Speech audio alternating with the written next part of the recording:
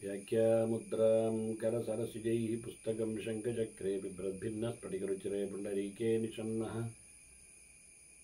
अम्लानश्रीरमृतविशदैरंशभिप्लावयन् मामाविर्भूयादनगमहिमा मानसे वागधीशः। नमस्ते प्राणेश प्रणतविभवायावनिमगाः नमः स्वामिन् रामप्रियतमनमन् गुरुगुण नमस्तुभ्यं भीमप्रबलतमकृष्णेष्ट भगवन् नमः श्रीमन्मध्वप्रदिश सुदर्शन्नो जय जय श्रीगुरुभ्यो नमः। नारायणं सुरगुरुं जगदेकनाथं भक्तप्रियं सकललोकनमस्कृतं च त्रैगुण्यवर्जितमजं विभुमाद्यमीशं वन्दे भवग्नम् अमरासुरसिद्धवन्द्यं नारायणं नमस्कृत्य नरं चैव नरोत्तमं देवीं सरस्वतीं व्यासं ततो जयमुदीरये। ವೇದವ್ಯಾಸುರ ಮಹಾಭಾರತದ ಚಿಂತಕರಿಗೆ ವಂದನೆಗಳು. ಶಾಂತಿ ಪರ್ವದ 375ನೆಯ ಪ್ರವಚನ. ಬಹಳ ಯೋಚನೆಯನ್ನು ಮಾಡಿದ ಚಿರಕಾರಿ ಗೌತಮರು ಅವನ ತಾಯಿಯನ್ನು ಹಲ್ಲೆಯನ್ನು ಕಡಿಯಲು ಹೇಳಿದ್ದಾರೆ ಮಗನಿಗೆ. ಆತ ಯೋಚನೆ ಮಾಡುತ್ತಾ ತಂದೆಯ ಹಿರಿತನವನ್ನು, ತಾಯಿಯ ಮೇಲ್ಪಂಕ್ತಿಯನ್ನೆಲ್ಲ ವಿಚಾರಿಸ್ತಾ ಇದ್ದಾನೆ. ಹೇಳ್ತಾನು, ಚೇತನಾವಾನ್ ಸಹ ಗೋ ಹನ್ಯಾತ್.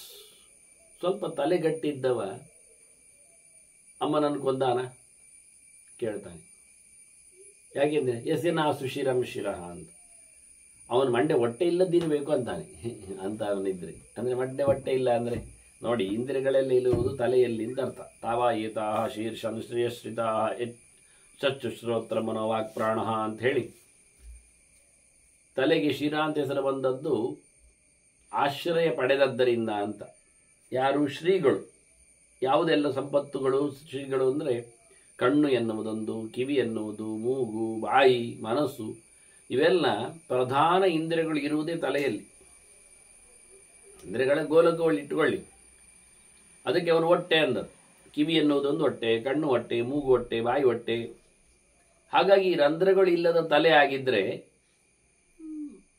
ಆದೀತು ಅಂತಾನೆ. ಅಂದರೆ ರಂಧ್ರಗಳಿಲ್ಲದ ತಲೆ ಅಂದರೆ ಏನಾರ್ಥ? ಸಿಮೆಂಟ್ ತಲೆ ಅಂತ ಅರ್ಥ, ಪ್ರತಿಮೆ. ಹಾಗಾಗಿ ಇದು ಹಾಗಲ್ಲ. ಮನುಷ್ಯ ಕೇಳಿದ್ದಾನೆ, ಕಂಡಿದ್ದಾನೆ, ಹೇಳಿದ್ದಾನೆ, ಇವನ್ನೆಲ್ಲ ಮಾಡಿದ್ರಿಂದ ಅವನಿಗೆ ಅರ್ಥ ಆಗಿದೆ ತಾಯಿ ಅಂದರೆ ಏನು ಅಂತ. ಹಾಗಾಗಿ ತಲೆ ಇದ್ದವ ಈ ಹಾಳು ಕೆಲಸ ಮಾಡೋದಿಲ್ಲ ಅನ್ನುವ ಮೂಲಕವ ಆ ತಲೆ ಅಂದರೆ ಏನು ಎನ್ನುವುದಕ್ಕೆ ಅರ್ಥ ಕೊಟ್ಟವ. ತಲೆ ಇರುವುದು ಅಂದ್ರೆ ಏನು? ಕೇಳಿಕೊಂಡಿರುವುದು, ತಿಳ್ಕೊಂಡಿರುವುದು, ಹೇಳಿಕೊಂಡಿರುವುದು ಎಲ್ಲ. ಅದರಿಂದ ಚೇತನಾವಾನ್ ಸಗೋ ಹನ್ಯಾತ್ಸ್ ಯಸ್ಯ ನಾ ಶುಶಿರಂ ಶಿರಃ. ನನಗೆ ಹಾಗಲ್ಲಲ್ಲ ಅಂತಾನೆ. ಮತ್ತೆ ಅವರಿಬ್ಬರು ಸೇರಿಕೊಂಡು ನನ್ನನ್ನು ಪಡೆದಿದ್ದಾರೆ. ಆಗ ಯೋಚನೆಗಳಿರ್ತವೆ ಅವರಿಗೆ, ಮಗು ಹೇಗೆ ಬರಬೇಕು ಅಂತ ಹೇಳಿಕೊಂಡು. ಅದರಲ್ಲಿ ಹೆಚ್ಚು ಯೋಚನೆ ಇರುವುದು ಹಿಂದಿನ ಮುಂದಿನ ಯೋಚನೆಗಳಲ್ಲಿ ಎಲ್ಲ ಕಲೆತಿರುವವಳು ತಾಯಿ. ನನಗೆ ಹೇಳುವ ರೀತಿ ಹೇಗಿರ್ತದೆ ಅಂತ.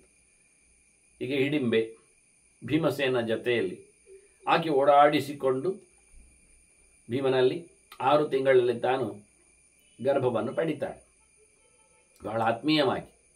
ಅಂದರೆ ಹೆಣ್ಣಿಗೆ ಸಹಜವಾಗಿಯೇ ತಾನು ಹೆಣ್ಣುತನವನ್ನು ಬಯಸ್ತಾಳೆ. ಅಂದರೆ ತಾನು ಗರ್ಭವತಿ ಆಗಬೇಕು, ಮಗುವನ್ನು ಹಡಿಬೇಕು. ಇಲ್ಲಾದರೆ ಮಗುವನ್ನೇ ಹಡೆಯದೆ ಹೆಣ್ಣ ಅಂತ ಆಗಿದ್ರೆ ಅವಳಿಗೆ ಏನೋ ಒಂದು ಬದುಕಿನಲ್ಲಿ ದೊಡ್ಡ ಕಳ್ಕೊಂಡ ಅನುಭವ. ಅದು ಯಾವ ಕಾರಣಕ್ಕೆ ಆಗಿರಲಿ, ಅವಳು ಸೋತಿರ್ತಾಳೆ.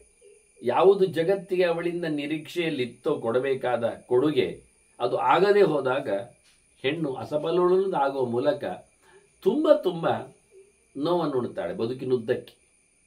ಅಂದರೆ ಹೆಣ್ಣಿನ ಸಾರ್ಥಕ್ಕೆ ಇರುವುದೇ, ಹೆಣ್ಣೆನ್ನುವುದು ಸೃಷ್ಟಿಯಲ್ಲಿ ಇರುವುದೇ ಮತ್ತೊಂದು ಮಗುವಿನ ಕೊಡುಗೆಯಲ್ಲಿ ಅನ್ನುವುದು 100ಕ್ಕೆ 100 ಸತ್ಯ. ಇದನ್ನು ನಾವು ಕರ್ದಮ ದೇವಹೂತಿಯರ ಕಥೆಯಲ್ಲಿಯೂ ಕೇಳುತ್ತೇವೆ. ಮದುವೆಯಾದ ಬಳಿಕವೂ ಕರ್ದಮ ತಪಸ್ಸಿನಲ್ಲೇ ನೆಲೆಗೊಂಡಿದ್ದಾಗ ದೇವಹೂತಿಯನ್ನು ಕರೆದು ಕೇಳ್ತಾನೆ, ನೀನು ಒಳ್ಳೆ ಸೇವೆ ಮಾಡಿದಿ, ಏನು ಬೇಕು ಅಂತ. ಆಗ ಅವಳು ಹೇಳಿದದೇ ಮಾತನ್ನು, ನಾನು ಹೆಣ್ಣಾಗಿದ್ದೇನೆ, ನಾನು ತಾಯಿ ಆಗಬೇಕು. ಹೆಣ್ಣಿನ ಪರಿಪೂರ್ಣತೆ ಇರುವುದೇ ತಾಯ್ತನದಲ್ಲಿ ಎನ್ನುವ ಒಂದು ಅರ್ಥ ಆದರೆ ಇಡೀ ಸಮಾಜ ಅದು ಬಹಳ ಸುಂದರವಾಗಿ ರೂಪಿತವಾಗ್ತದೆ. ಯಾವುದೋ ಒಂದು ಅರ್ಥ ಇಲ್ಲದ ಮಗುವಿಗೆ ತಾನು ಆಗದೆ, ಒಂದು ಯಂತ್ರ ಆಗದೆ, ಸೃಷ್ಟಿಯ ಯಂತ್ರ ಆಗದೆ, ಒಂದು ಅರ್ಥಪೂರ್ಣವಾದ ಮಗುವಿಗೆ ತಾನೊಂದು ದೊಡ್ಡ ಪ್ರತಿಷ್ಠೆ ಮಾಡಿದ ಮಹಾ ದಾರ್ಶನಿಕಳಾದರೆ ಆಕೆ ಖಂಡಿತವಾಗಿಯೂ ಜಗತ್ತಿನಲ್ಲಿ ಸಫಲಳಾಗ್ತಾಳೆ, ಹೆಸರುವಾಸಿ ಆಗ್ತಾಳೆ. ಮಗುವಿನಿಂದ ಅಮ್ಮ ಧ್ರುವ ನೋಡಿ ಏನು ಚಂದ, ಏನು ಗೌಜಿ, ಕೊನೆಗೂ ಹೊರಟಾಗ ಕೇಳಿದ್ದೇನವ ತಾನು ಮಾಡಿದ ಸಾಧನೆ, ದೇವರನ್ನು ಕಂಡ ಅನುಭವ. ಎಳೆಯವಯಲ್ಲಿ ಸ್ವರ್ಗದ ವಿಮಾನ ಬಂದಾಗ ಬಾ ಅಂತ ಕರೆದರೆ, ಉನ್ನತ ಸ್ಥಾನ ನಿನಗೆ ಧ್ರುವ, ಪದವಿ ನಿನಗಿದೆ, ದೇವರು ಹೇಳಿದ್ದಾನೆ ಕೊಡ್ಲಿಕ್ಕೆ ಹೇಳಿದರೆ ನನ್ನ ಅಮ್ಮ ಬರಲಿ ಅಂದ. ಆಕೆ ನನ್ನನ್ನು ಕಳುಹಿಸಿಕೊಟ್ಟದ್ದು ನೋಡಿ. ಇವತ್ತು ಧ್ರುವನಿಂದ, ಪ್ರಹ್ಲಾದನಿಂದ, ಇವರೆಲ್ಲರಿಂದಲೂ ಸಹ ಅವರ ತಾಯಂದಿರ ನೆನಪಿಗೆ ಬರ್ತಾರೆ. ಶ್ವೇತಗೀತವನ್ನು ಕಂಡದ್ದು ಹಾಗೆ ಹೇಳಿದ್ನಲ್ಲ ಋಷಿ ಮತ್ತೊಮ್ಮೆ, ಹುಡುಗ ಚೆನ್ನಾಗಿದ್ದಾನೆ, ಇವಳಮ್ಮ ಯಾರು ಅಂದ. ಅದ ತಕ್ಷಣ ನನಗೊಂದು ಮಗು ಬೇಕು, ಹಾಗಾಗಿ ಅಮ್ಮ ಬರಲಿ ಅಂತಾನೆ. ಶ್ವೇತಗೀತನಮ್ಮ ಬರಲಿ, ನನಗೊಂದು ಶ್ವೇತಗೀತಂತದ್ದೇ ಮಗು ಬೇಕಾಗ್ತದೆ. ಅವನು ಒಂದು ಮಗು ಪಡಿಬೇಕಾದ್ರೆ ಒಂದು ಹೆಣ್ಣೇ ಬೇಕು. ಹಾಗಾಗಿ ಹೆಣ್ಣಿನ ದೊಡ್ಡತನವನ್ನು ಬಹಳ ಸುಂದರವಾಗಿ ಹೇಳ್ತಾನೆ.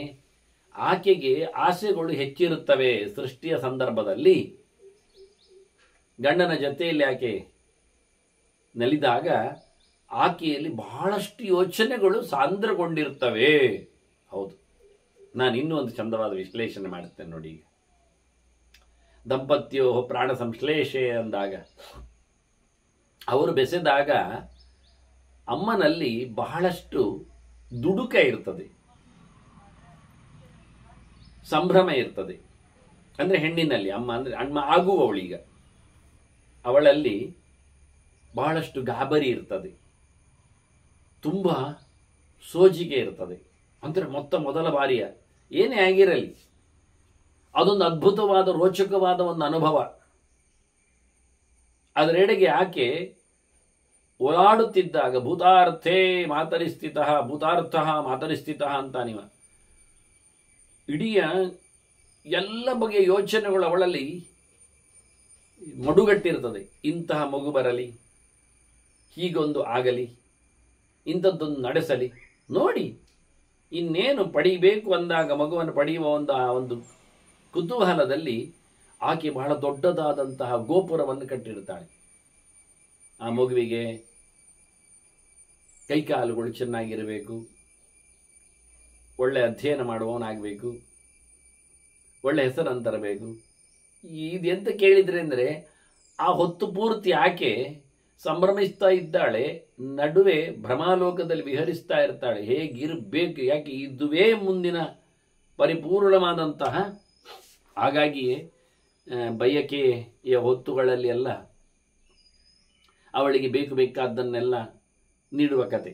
ಇದು ಏನಿದ್ರೂ ಮುಂದಿನ ಹಂತ ಆಯಿತು, ಆರಂಭದ ಕ್ಷಣ ಆಗಲಿಲ್ಲ. ಆರಂಭದ ಕ್ಷಣದಲ್ಲಿ ಏನು ಯೋಚನೆ ಮಾಡಿಕೊಂಡು ಯಾವುದನ್ನು ಅವರು ಕನ್ಸ್ಯೂಮ್ ಮಾಡ್ತಾರೆ, ಪಡೆತಾರೆ, ಆ ಹೊತ್ತಿನಲ್ಲಿ ತಲೆಯೊಳಗೆ ಏನೆಲ್ಲ ಸುತ್ತಿಕೊಂಡಿರ್ತದೆ. ಹಾಗಾಗಿ ಹೆಚ್ಚು ಹೆಣ್ಣುಗಳಲ್ಲಿ ತಮ್ಮತನವೇ ಸುತ್ತಿಕೊಳ್ಳಿಕ್ಕೆ ಹೋಗಿ ಹೆಣ್ಣಿನ ವೈಭವವೇ ಹೆಚ್ಚು ಆಸೆಯಲ್ಲಿ ಅರಳಲಾಗಿ ಹೆಚ್ಚು ಜನರಿಗೆ ಹೆಣ್ಣುಮಕ್ಕಳೇ ಆಗುವುದು. ಅದಕ್ಕೆ ಕಾರಣ ಗಂಡು ಆಗಿರ್ತದೆ, ಆದರೆ ಇವರ ಯೋಚನೆಗಳು ಥಾಟ್ ವೇವ್ಸ್ಗಳು ಅಂತಾರಲ್ಲ ಹಾಗೆ, ಅದಕ್ಕೆ ಅನುಗುಣವಾಗಿ ದೇವರು ಅನುಕೂಲ ಮಾಡಿಕೊಡ್ತಾರೆ. ಅದು ಅನಂತರದ್ದು.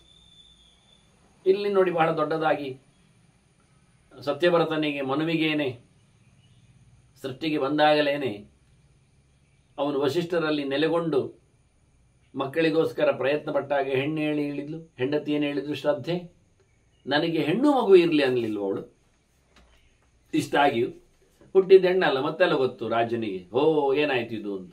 ಮತ್ತೆ ಅದನ್ನು ಹೆಣ್ಣನ್ನು ಗಂಡು ಮಾಡಲಿಕ್ಕೆಲ್ಲ ಹೋಗಿ ಇಳಾನನ್ನು ಸುದ್ದಿಮನ್ ಮಾಡಿ ಕೊನೆಗೆ ಅವಳು ಇಳೆಯಾಗಿ ಉಳಿದು ಕೊನೆಯಲ್ಲಿಂದ ಚಂದ್ರಬುದ್ಧ ಬುಧ ನೋಡಿ ಮೋಹಿಸಿಕೊಂಡು ಕೊನೆಗೆ ಅಲ್ಲಿಂದ ಪುರೂರವಸ್ಸು ಹುಟ್ಟಿ ಅಲ್ಲಿಂದ ಉರ್ವಶಿ ಅವಳನ್ನು ನೋಡಿ ಮದುವೆಯಾಗಿ ಅಲ್ಲಿಂದ ಮುಂದಕ್ಕೆ ದೊಡ್ಡದಾಗಿರತಕ್ಕಂತಹ ವಂಶ ಬೆಳೆಯಿತು. ಆಯುಸ್ಸು, ನಹುಷ, ಯಯಾತಿ, ಕೊನೆಗೆ ಪಾಂಡವರು, ಕೃಷ್ಣ ಇವರೆಲ್ಲ ಬರುವಂತಾಯಿತು.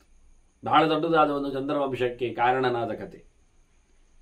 ಹಾಗೆ ಐಲನ ಕತೆ, ಪುರೂರವನ ಕತೆ, ಇಳೆಯ ಕತೆ, ಹುಡುಗಿಯ ಕತೆ, ಹುಡುಗಿ ಹುಡುಗನಾದ, ಹುಡುಗ ಹುಡುಗಿಯಾದ ಚಿಂತನೆ. ಅಂದರೆ ಆಸೆ ಕಮರುವ ಕತೆ ಹೇಗೆ ಅಂದೆ ನಾನು. ಗಂಡು ಹೆಣ್ಣು ಆಯ್ಕೆಯಲ್ಲಿ ಇದನ್ನು ಹೇಳಿದ ಇವ. ಅಮ್ಮನಲ್ಲಿ ಪೂರ ಬೆಳವಣಿಗೆ ಕೂತಿರ್ತದೆ, ಜೀವನ ಉದ್ದೇಶ ಅದು ಮಡುಗಟ್ಟಿರ್ತದೆ. ಆದ್ದರಿಂದ ಅಷ್ಟು ಮಾತ್ರ ಅಲ್ಲ, ಹೆಣ್ಣಿಗೆ ತಾನೇ ಗೊತ್ತು ಅಪ್ಪ ಯಾರು ಅಂತ. ನೋಡಿ ಇವು ಹೇಳುದು, ಮಾತಾ ಜಾನಾತಿ ಅದು ಗೋತ್ರ, ಇದು ಎಲ್ಲಿಂದ ಬಂತು, ಇವನು ಯಾರು, ನನ್ನ ಮಗು ಯಾರದ್ದು ಅನ್ನೋದು ಗೊತ್ತಿರೋದು ಅವಳಿಗೆ ಮಾತ್ರ. ಹಾಗಾಗಿ ಅವಳು ಹೇಳಬೇಕು, ಅವಳು ತಿಳಿಸಿದ್ರೆ ಉಂಟು. ಅದು ನಡೆದದ್ದು ಹಾಗೆ ಅಲ್ವ. ಮತ್ತೆ ಚಂದ್ರ ತಾರೆಯನ್ನು, ಬೃಹಸ್ಪತಿಯ ಭಾರ್ಯೆಯನ್ನು ಪಡೆದು ಬಿಟ್ಟಾಗ, ಹಾಗೆ ಗರ್ಭಿಣಿಯಾಗಿ ನಿಂತಾಗ ಕೇಳಿಕೊಂಡ್ರಲ್ಲ ಇದು ಯಾರ ಮಗು ಅಂತ. ಹತ್ತ ಗುರು ನನ್ನದು ಅಂತಾನೆ, ಇತ್ತ ಚಂದ್ರ ನನ್ನದು ಅಂತಾನೆ. ಕೊನೆಗೆ ಆಕೆಯನ್ನೇ ಚತುರ್ಮುಖ ಬಹಳ ಸಮಾಧಾನದಿಂದ ಕೇಳಿ ಯಾರದ್ದು ಹೇಳು, ಕೊನೆಗೆ ಅದು ಚಂದ್ರನದ್ದು ಅಂತ ಹೇಳಿದ್ಲು. ಹಾಗಾಗಿ ಬುದ್ಧ ಚಂದ್ರನ ಮಗನಾಗಿ ಬಂದ. ಬಹಳಷ್ಟು ಗಡಿಬಿಡಿ ಮಗಬೇ ಗಲಾಟೆ ಮಾಡಿದ್ದಾಗ ಹುಟ್ಟಿದ ನಂತರ ಹೇಳಮ್ಮ ಯಾರು ಅಂತ ಹೇಳಿ, ನಾನು ಯಾರ ಮಗ ಅಂತ ಹೇಳ್ಬೇಕಲ್ಲ ಅಂತ. ನೋಡಿ ಬುಧನೇ ಕೇಳಿಕೊಂಡಿದ್ದ ನಾನು ಯಾರ ಮಗ ಅಂತ. ಜೋರಾಗ್ತಿದ್ದು, ಜೋರು ಮಾಡಿದ್ದ ಅಮ್ಮನಿಗೆ. ಬಾಯಿ ಮುಚ್ಚಿ ಹೇಳಿ ಮತ್ತೆ ನಿಧಾನವಳನ್ನು ರಹಸ್ಯದಲ್ಲಿ ಕೇಳಿ ಅರ್ಥ ಮಾಡಿಕೊಂಡ್ರು. ಈ ರೀತಿಯಾಗಿ ಮನುಷ್ಯನ ಹೆತ್ತವ್ಯವ ಆತನ ಪರಿಚಯವನ್ನು ಜನಕ್ಕೆ ಮಾಡಿಕೊಳ್ಳುತ್ತಾಳೆ. ನೀನು ಯಾರು ಎನ್ನುವುದು ಅವಳಿಗೆ ಮಾತ್ರ ಅದು ಗೊತ್ತು ರಹಸ್ಯವಾಗಿ ಅಂತ. ನಾರದನಾಗ ಮುಂಚೆ ಉಪವರ್ಗನಾಗಿದ್ದಾಗ, ಅಲ್ಲಿಂದ ಮುಂದೆ ಅವನು ಒಂದು ದಾಸಿಯ ಮಗನಾಗಿ ಹುಟ್ಟಿ ಬಂದಾಗ ಅವನು ಹೇಳ್ತಾನಲ್ಲ, ನನಗೆ ಯಾರು ಅಪ್ಪ ಗೊತ್ತಿಲ್ಲ, ನನಗೆ ಅಮ್ಮ ಗೊತ್ತು, ಅಮ್ಮ ಒಟ್ಟಿಗೆ ನಾನಿದ್ದೆ ಬೆಳೆದಿದ್ದೇನೆ, ಅಪ್ಪ ಯಾರು, ಅವಳಿಗೆ ಮಗುವನ್ನು ಕೊಟ್ಟು ಹೋಗಿದ್ದಾನೆ, ನಾನು ಮಗುವಾಗಿ ಬಂದಿದ್ದೇನೆ ಅಂತ. ನೋಡಿ ಹೀಗಾಗಿ ಯಾಕೆ ಅಂದರೆ ತಂದೆ ಕೊಡುವಾಗ ಮಾತ್ರ ಇರುವುದಷ್ಟೇ ಅಲ್ಲ, ಕೊಟ್ಟಂತರೂ ಇರುವುದಿಲ್ಲ ಎನ್ನುವುದನ್ನು ಯೋಚನೆ ಮಾಡಿ ಅಂತಾನೆ. ತಾಯತ್ತಿರದಲ್ಲಿ ನಾವು ಇರಬೇಕಲ್ಲ, ಇದೊಂದು ಪದ್ಧತಿ. ಮಾತೃ ಭರಣ ಮಾತ್ರೇಣ ಪ್ರೀತಿ ಸ್ನೇಹ ಪಿತು ಪ್ರಜಾ. ಅಮ್ಮ ಹೊತ್ಕೊಳ್ಳುವುದರಿಂದ ನಮಗೆ ಪ್ರೀತಿ ಗಟ್ಟಿ ಆಗ್ತದೆ. ಅವಳು ಅದನ್ನೇ ಕ್ಯಾಶ್ ಮಾಡ್ತಾಳೆ ಹೆಚ್ಚಾಗಿ. ಅದೊಂದು ಗಮ್ಮತ್ತು ಇರ್ತದೆ ಎಲ್ಲ ತಾಯಂದಿರು ಹಾಗೆ. ಮಕ್ಕಳಲ್ಲಿ ನಾನು ನಿನ್ನನ್ನು ಎಂತ ಗೊತ್ತುಂಟ, 9 ತಿಂಗಳು ಹೊಟ್ಟೆಯಲ್ಲಿ ಹೊತ್ತಿದ್ದೇನೆ ಅನ್ನೋದ್ರಿಂದ ಪ್ಯಾಂಟ್ ಮಕ್ಕಳ ಅಲ್ಲಿಗೆ ಮುಗಿದೋಯ್ತು. ಅದು ನ್ಯಾಚುರಲ್, ಅವುಗಳಿಗೆ ಅರ್ಥ ಆಗುವಂಥದ್ದು. ಎಳವೆಯಲ್ಲಿ ಹೇಳಿ ಗೊತ್ತೇ ಆಗುವುದಿಲ್ಲ. ಬೆಳೆದ ನಂತರ ಮಕ್ಕಳಲ್ಲಿ ಹೇಳೋದು ಕೆಲಸ ಮಾಡಿಸಿಕೊಳ್ಳುವಾಗ, ನಿನ್ನನ್ನು ಹೊತ್ತದ್ದು ಯಾರು ಗೊತ್ತುಂಟ 9 ತಿಂಗಳು, ನಾನು ನನ್ನ ಹೊಟ್ಟೆಯಲ್ಲಿ ಅಲ್ವಾ. ಅವುಗಳಿಗೆ ಉಳಿದವರುಗಳು ಹೊತ್ತುಕೊಳ್ಳೋದು ಅರ್ಥ ಆಗಿದೆ, ಗೊತ್ತಾಗಿದೆ. ಹೌದು ಅಂತ, ಹೌದು ನಾವು ಹುಟ್ಟಿ ಬಂದದ್ದು ಅಮ್ಮನ ಹೊಟ್ಟೆಯಿಂದ, ಅಮ್ಮನ ಹೊಟ್ಟೆ ಹೊತ್ಕೊಂಡದ್ರಿಂದ ಆಕೆ ಹೊತ್ಕೊಂಡಿದ್ದಾಳೆ, ಹೀಗೆ ಹೊತ್ಕೊಂಡು ತಿರುಗಲಿಕ್ಕೆ ಉಂಟು. ಎಷ್ಟು ಕಷ್ಟಪಟ್ಟಿದ್ದೇನೆ ಗೊತ್ತಾ, ಎಷ್ಟು ಹರಕೆ ಹೊತ್ತಿದ್ದೇನೆ ಗೊತ್ತಾ, ಎಷ್ಟು ಜಾಗ್ರತೆ ಮಾಡಿದ್ದೇನೆ ಗೊತ್ತಾ, ಎಷ್ಟು ನಿದ್ದೆ ಬಿಟ್ಟಿದ್ದೇನೆ ಗೊತ್ತಾ, ಎಂತೆಲ್ಲ ತಿಂದಿದ್ದೇನೆ ಗೊತ್ತಾ, ಎಲ್ಲ ಹೇಳ್ತಾಳೆ ಕೂತ್ಕೊಂಡು. ನೋಡಿ ಆ ಹೊಟ್ಟೆಯಲ್ಲಿದ್ದ ಮಗುವಿಗೋಸ್ಕರ 9 ತಿಂಗಳಲ್ಲಿ ಅವಳು ಮಾಡಬಾರದ ಎಲ್ಲ ಕೆಲಸ ಮಾಡಿರ್ತಾಳೆ. ಆಗಲಾರದ, ಮಾಡಬಾರದ, ಮಾಡದೇ ಇರುವ ಯೋಚನೆಗೆ ಬಂದ ಏನೇನು ಯಾವುದನ್ನು ಕೆಲವು ಬೇಯಿಸಿ ತಿನ್ನಬೇಕು ಅದನ್ನು ಹಸಿ ತಿಂದು ನೋಡಿರ್ತಾರೆ, ಯಾವುದು ಹಸಿ ತಿನ್ನಬೇಕು ಅದನ್ನು ಬೇಯಿಸಿ ತಿಂದು ನೋಡ್ತಾರೆ, ಯಾವುದು ದನಕರುಗಳು ಅಂದರೆ ಪ್ರಾಣಿಗಳೆಲ್ಲ ತಿನ್ಬೋದಿತ್ತು ಅದನ್ನೆಲ್ಲ ತಿಂದು ನೋಡಿರ್ತಾರೆ ಮನುಷ್ಯರಾದಿಗಳು. ಹೀಗೆಲ್ಲ ವ್ಯವಸ್ಥೆ ವಿಚಿತ್ರ. ಇದನ್ನೆಲ್ಲ ಹೇಳಿಕೊಳ್ತಾರೋ. ಅದು ನೀವು ಹೇಳ್ತಾನೆ, ತಾಯಿಯ ಮೇಲೆ ಪ್ರೀತಿ ಬಂದು ಬಿಡುತ್ತೆ. ಯಾಕೆ ಅಂದರೆ ಹೊತ್ತುಕೊಂಡದ್ರಿಂದಲೇ ಬಂದು ಬಿಡ್ತದೆ ಅಚಾನಕವಾಗಿ, ಹೌದಲ್ಲ ಅಂತ. ನೋಡಿ ಅವಳು ಹೊತ್ತದ್ದು 9 ತಿಂಗಳು, ಅಪ್ಪ ಹೊತ್ತದ್ದು 9 ವರ್ಷ. ಅದು ಯಾರು ಹೇಳುವುದಿಲ್ಲ. ಅಪ್ಪ ಹೊರಗೆ ಬಂದ ನಂತರ ಆ ಮಗುವನ್ನು ಎತ್ತಿಕೊಂಡು ತಿರುಗ್ತಾ ಇರ್ತಾನೆ. ಇವಳು ಎತ್ತದ್ದಲ್ಲ ಹೇಳಿಕೊಂಡು ಅದೆಷ್ಟು ಗಲಾಟೆ ಮಾಡಿದ್ರು ಹೊತ್ಕೊಂಡಿರೋದು ಹೆಚ್ಚು ಹೊತ್ತು ಅಪ್ಪನೇ. ಎಲ್ಲಿಗೆಲ್ಲ ತಿರ್ಕೊಂಡು ಹೋಗ್ತಾನೆ, ಹೊತ್ಕೊಂಡು ಹೋಗ್ತಾನೆ. 8-10 ವರ್ಷ ಎತ್ಕೊಂಡೇ ಇರ್ತಾನೆ. ಮತ್ತೆ ಮಕ್ಕಳು ಗಟ್ಟಿಯಾಗಿ ನಡೀತಾವೆ, ತಿರುಗ್ತಾವೆ, ಬೇರೆ ಕಡೆಯಲ್ಲಿ ಎತ್ಕೊಂಡು ನಿಲ್ತಾನೆ. ಈಗೆಲ್ಲ ದಾರಿ ಸರಿ ಇರ್ತದೆ, ಬೆಳಕು ಹೆಚ್ಚಿರ್ತದೆ, ಆದ್ದರಿಂದ ಮಕ್ಕಳಿಗೆ ಸ್ವಲ್ಪ ಅನುಕೂಲ ಇದೆ ಅಂತ. ಹಿಂದೆ ಆಗಲ್ಲ, ದಾರಿ ಸರಿ ಇಲ್ಲ, ಬೆಳಕು ಕಮ್ಮಿ ಇರ್ತದೆ. ಹಾಗಾಗಿ ದುರ್ಗಮವಾದ ತಾಣಗಳಲ್ಲೆಲ್ಲ ಬೆನ್ನಿನಲ್ಲಿ, ತಲೆ ಮೇಲೆ, ಕೈಯಲ್ಲಿ, ತೆಕ್ಕೆಯಲ್ಲಿ ಹೊತ್ಕೊಂಡೇ ಹೋಗುದು. ನದಿ ದಾಟ್ಲಿಕ್ಕೆ ಇರ್ತದೆ, ಕಾಡು ದಾರಿ ಇರ್ತದೆ, ಮುಳ್ಳು ಪೊದೆಗಳಿರ್ತವೆ. ಆಗ ಯಾವುದೇ ರೀತಿಯಾದಂಥ ಚಪ್ಪಲಿ ಮತ್ತೊಂದೆಲ್ಲ ಇಲ್ಲ. ಆದ್ದರಿಂದ ಮಕ್ಕಳಿಗೆ ಚಪ್ಪಲಿ ಹಾಕಿ ಕಳಿಸ್ಬೋದು ಹೇಳಲಿಕ್ಕಿಲ್ಲ. ಅಂತ ಪ್ರದೇಶಗಳಲ್ಲೆಲ್ಲ ಮಕ್ಕಳನ್ನು ಹೊತ್ಕೊಂಡೇ ಹೋಗುದು ತಂದೆ ತಾಯಿಗಳು. ತಾಯಿಯಲ್ಲಿ ಚೀಲ ಇರ್ತದೆ, ಸಾಮಾನು ಇರ್ತದೆ. ಹಾಗಾಗಿ ಭಾರಭೂತವಾದ ಮಗುವೇ ಅಪ್ಪನ ಹೆಗಲನ್ನು ಏರ್ತದೆ. ಸುಮಾರಾಗಿ 8-10 ವರ್ಷದ ಮಕ್ಕಳು ಇದೆ. ಅದಕ್ಕೆ ನಾನು ಹೇಳಿದೆ 9 ತಿಂಗಳು ಅವಳು ಹೊತ್ಕೊಳ್ತಾಳೆ, 9 ವರ್ಷ ಇವ ಹೊತ್ಕೊಳ್ತಾನೆ ಮತ್ತೆ ಅಂತ. ಜವಾಬ್ದಾರಿಯಲ್ಲಿ ಆಯ್ತಲ್ಲ ಹೇಳಿಕೊಂಡವ. ಅಂದರೆ ಈ ಮಾತಿಗೊಂದು ಅರ್ಥ ಕೊಡುವಾಗ ಅದರ ತಂದೆಗೆ ಮಕ್ಕಳು ಅಂತ, ತಾಯಿಗೆ ಹೊತ್ಕೊಂಡದ್ದು ಅಂತೇಳಿ ಭಾರಿ ಆಪ್ತಿ ಉಂಟು. ಮತ್ತೆ ಅಷ್ಟೇ ಅಲ್ಲ, ನಾನು ಹೇಳಿದ್ದಲ್ಲ, ತಂದೆ ಹುಟ್ಟಿಸುವಾಗಲೂ ಬಿಟ್ಟು ಹೋಗ್ತಾನೆ. ನಾರದರ ಕಥೆಯಂತೆ, ಯಾರೇನು ಗೊತ್ತಿಲ್ಲ. ತಾಯಿ ಹಾಗಾಗ್ತದ? ತಾಯಿ ಮಗುವನ್ನು ಬಿಟ್ಟು ಹೋಗುವುದುಂಟಾ? ಎಲ್ಲಿ ಬಾಡಿಗೆ ತಾಯಿ ಇದ್ದಲ್ಲಿ ಎಲ್ಲ ಇರ್ಬೋದಷ್ಟೇ. ಅಂಥವರಲ್ಲಿ ಮಗುವನ್ನು ಬಿಡುವುದಿಲ್ಲ. ಇರಲಿ ಬಿಡಿ. ಇವು ಹೇಳುತ್ತಾನೆ, ಪಾಣಿಬಂಧಂ ಸ್ವಯಂ ಕೃತ್ವ ಸಹ ಧರ್ಮ ಉಪೇತ್ಯ ಚ ಯದಾ ಯಾಸ್ಯಂತಿ ಪುರುಷಾಃ ಸ್ತ್ರೀಯೋ ನರಹಂತಿ ಯಾಪ್ಯತ. ಕೈ ಹಿಡಿದಿದ್ದಾನೆ, ಬಿಡುವುದಿಲ್ಲ ಅಂತ ಹೇಳಿ. ಅಂದರೆ ಪಾಣಿಗ್ರಹಣ ಅಂದರೆ ಅದು ಕೈ ಕೊಡುವುದಿಲ್ಲ ಅಂತ ಅರ್ಥ. ಕೈ ಕೊಡುವಾಗ ತನ್ನ ಎಲ್ಲ ಧರ್ಮಗಳಲ್ಲಿಯೂ ಸಹವರ್ತಿನಿಯಾಗಿ ಇರ್ತಾಳೆ ಅಂತ ಹೇಳಿಕೊಂಡು ಪ್ರತಿಜ್ಞೆ ಮಾಡಿಕೊಳ್ಳುತ್ತಾನೆ. ಭರವಸೆ ಕೊಟ್ಟಿರ್ತಾನೆ, ಭರವಸೆಯಲ್ಲಿ ಪಡೆದಿರ್ತಾನೆ. ಕೊನೆಗೆ ಬಿಟ್ಟು ಹೋಗ್ತಾನೆ. ಅವನು ಬಿಟ್ಟು ಹೋಗ್ಲಿಕ್ಕೆ ಉಂಟು, ಅವನಿಗೆ ಶಾಸ್ತ್ರ ಹೇಳಿಕೊಳ್ತದೆ ಯಾವಾಗಲೂ ಹೋಗ್ಬೋದು ಅಂತ. ಯದಾ ವಿರಕ್ತ ಪುರುಷ ಪ್ರಜಾಯತೆ ಹೇಳಿದಾಗೆ ತದೈವ ಸನ್ಯಾಸ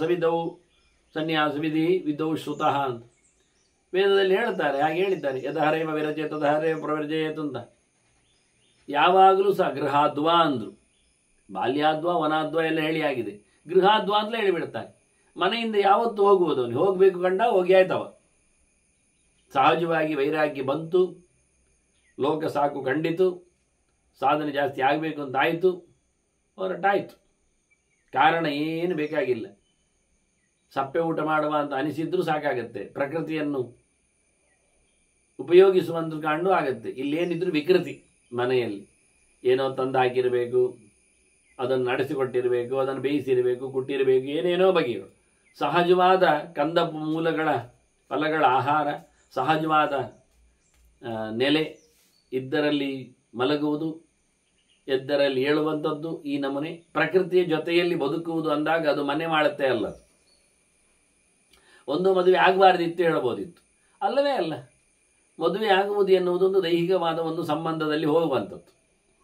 ಅದು ಯಾವತ್ತು ಮನಸ್ಸು ಹೇಗೆ ಮುಪ್ಪುರಿಗೊಳ್ಳುತ್ತದೆ, ಯಾವತ್ತದು ತನ್ನ ಪಾಠವನ್ನು ಪಕ್ವದಲ್ಲಿ ನಡೆಸಿಕೊಡುತ್ತದೆ ಗೊತ್ತಿಲ್ಲ. ಸಾವಿರಾರು ಜನ್ಮಗಳಲ್ಲಿ ಪಾಕಕ್ಕೆ ಹೋಗುವುದವನು ಒಂದೇ ಜನ್ಮದಲ್ಲಿ ಅದಾಗಲೇ ಅಷ್ಟು ಜನ್ಮಗಳ ಪ್ರಭಾವದಿಂದ ತೆರಳಬಹುದು.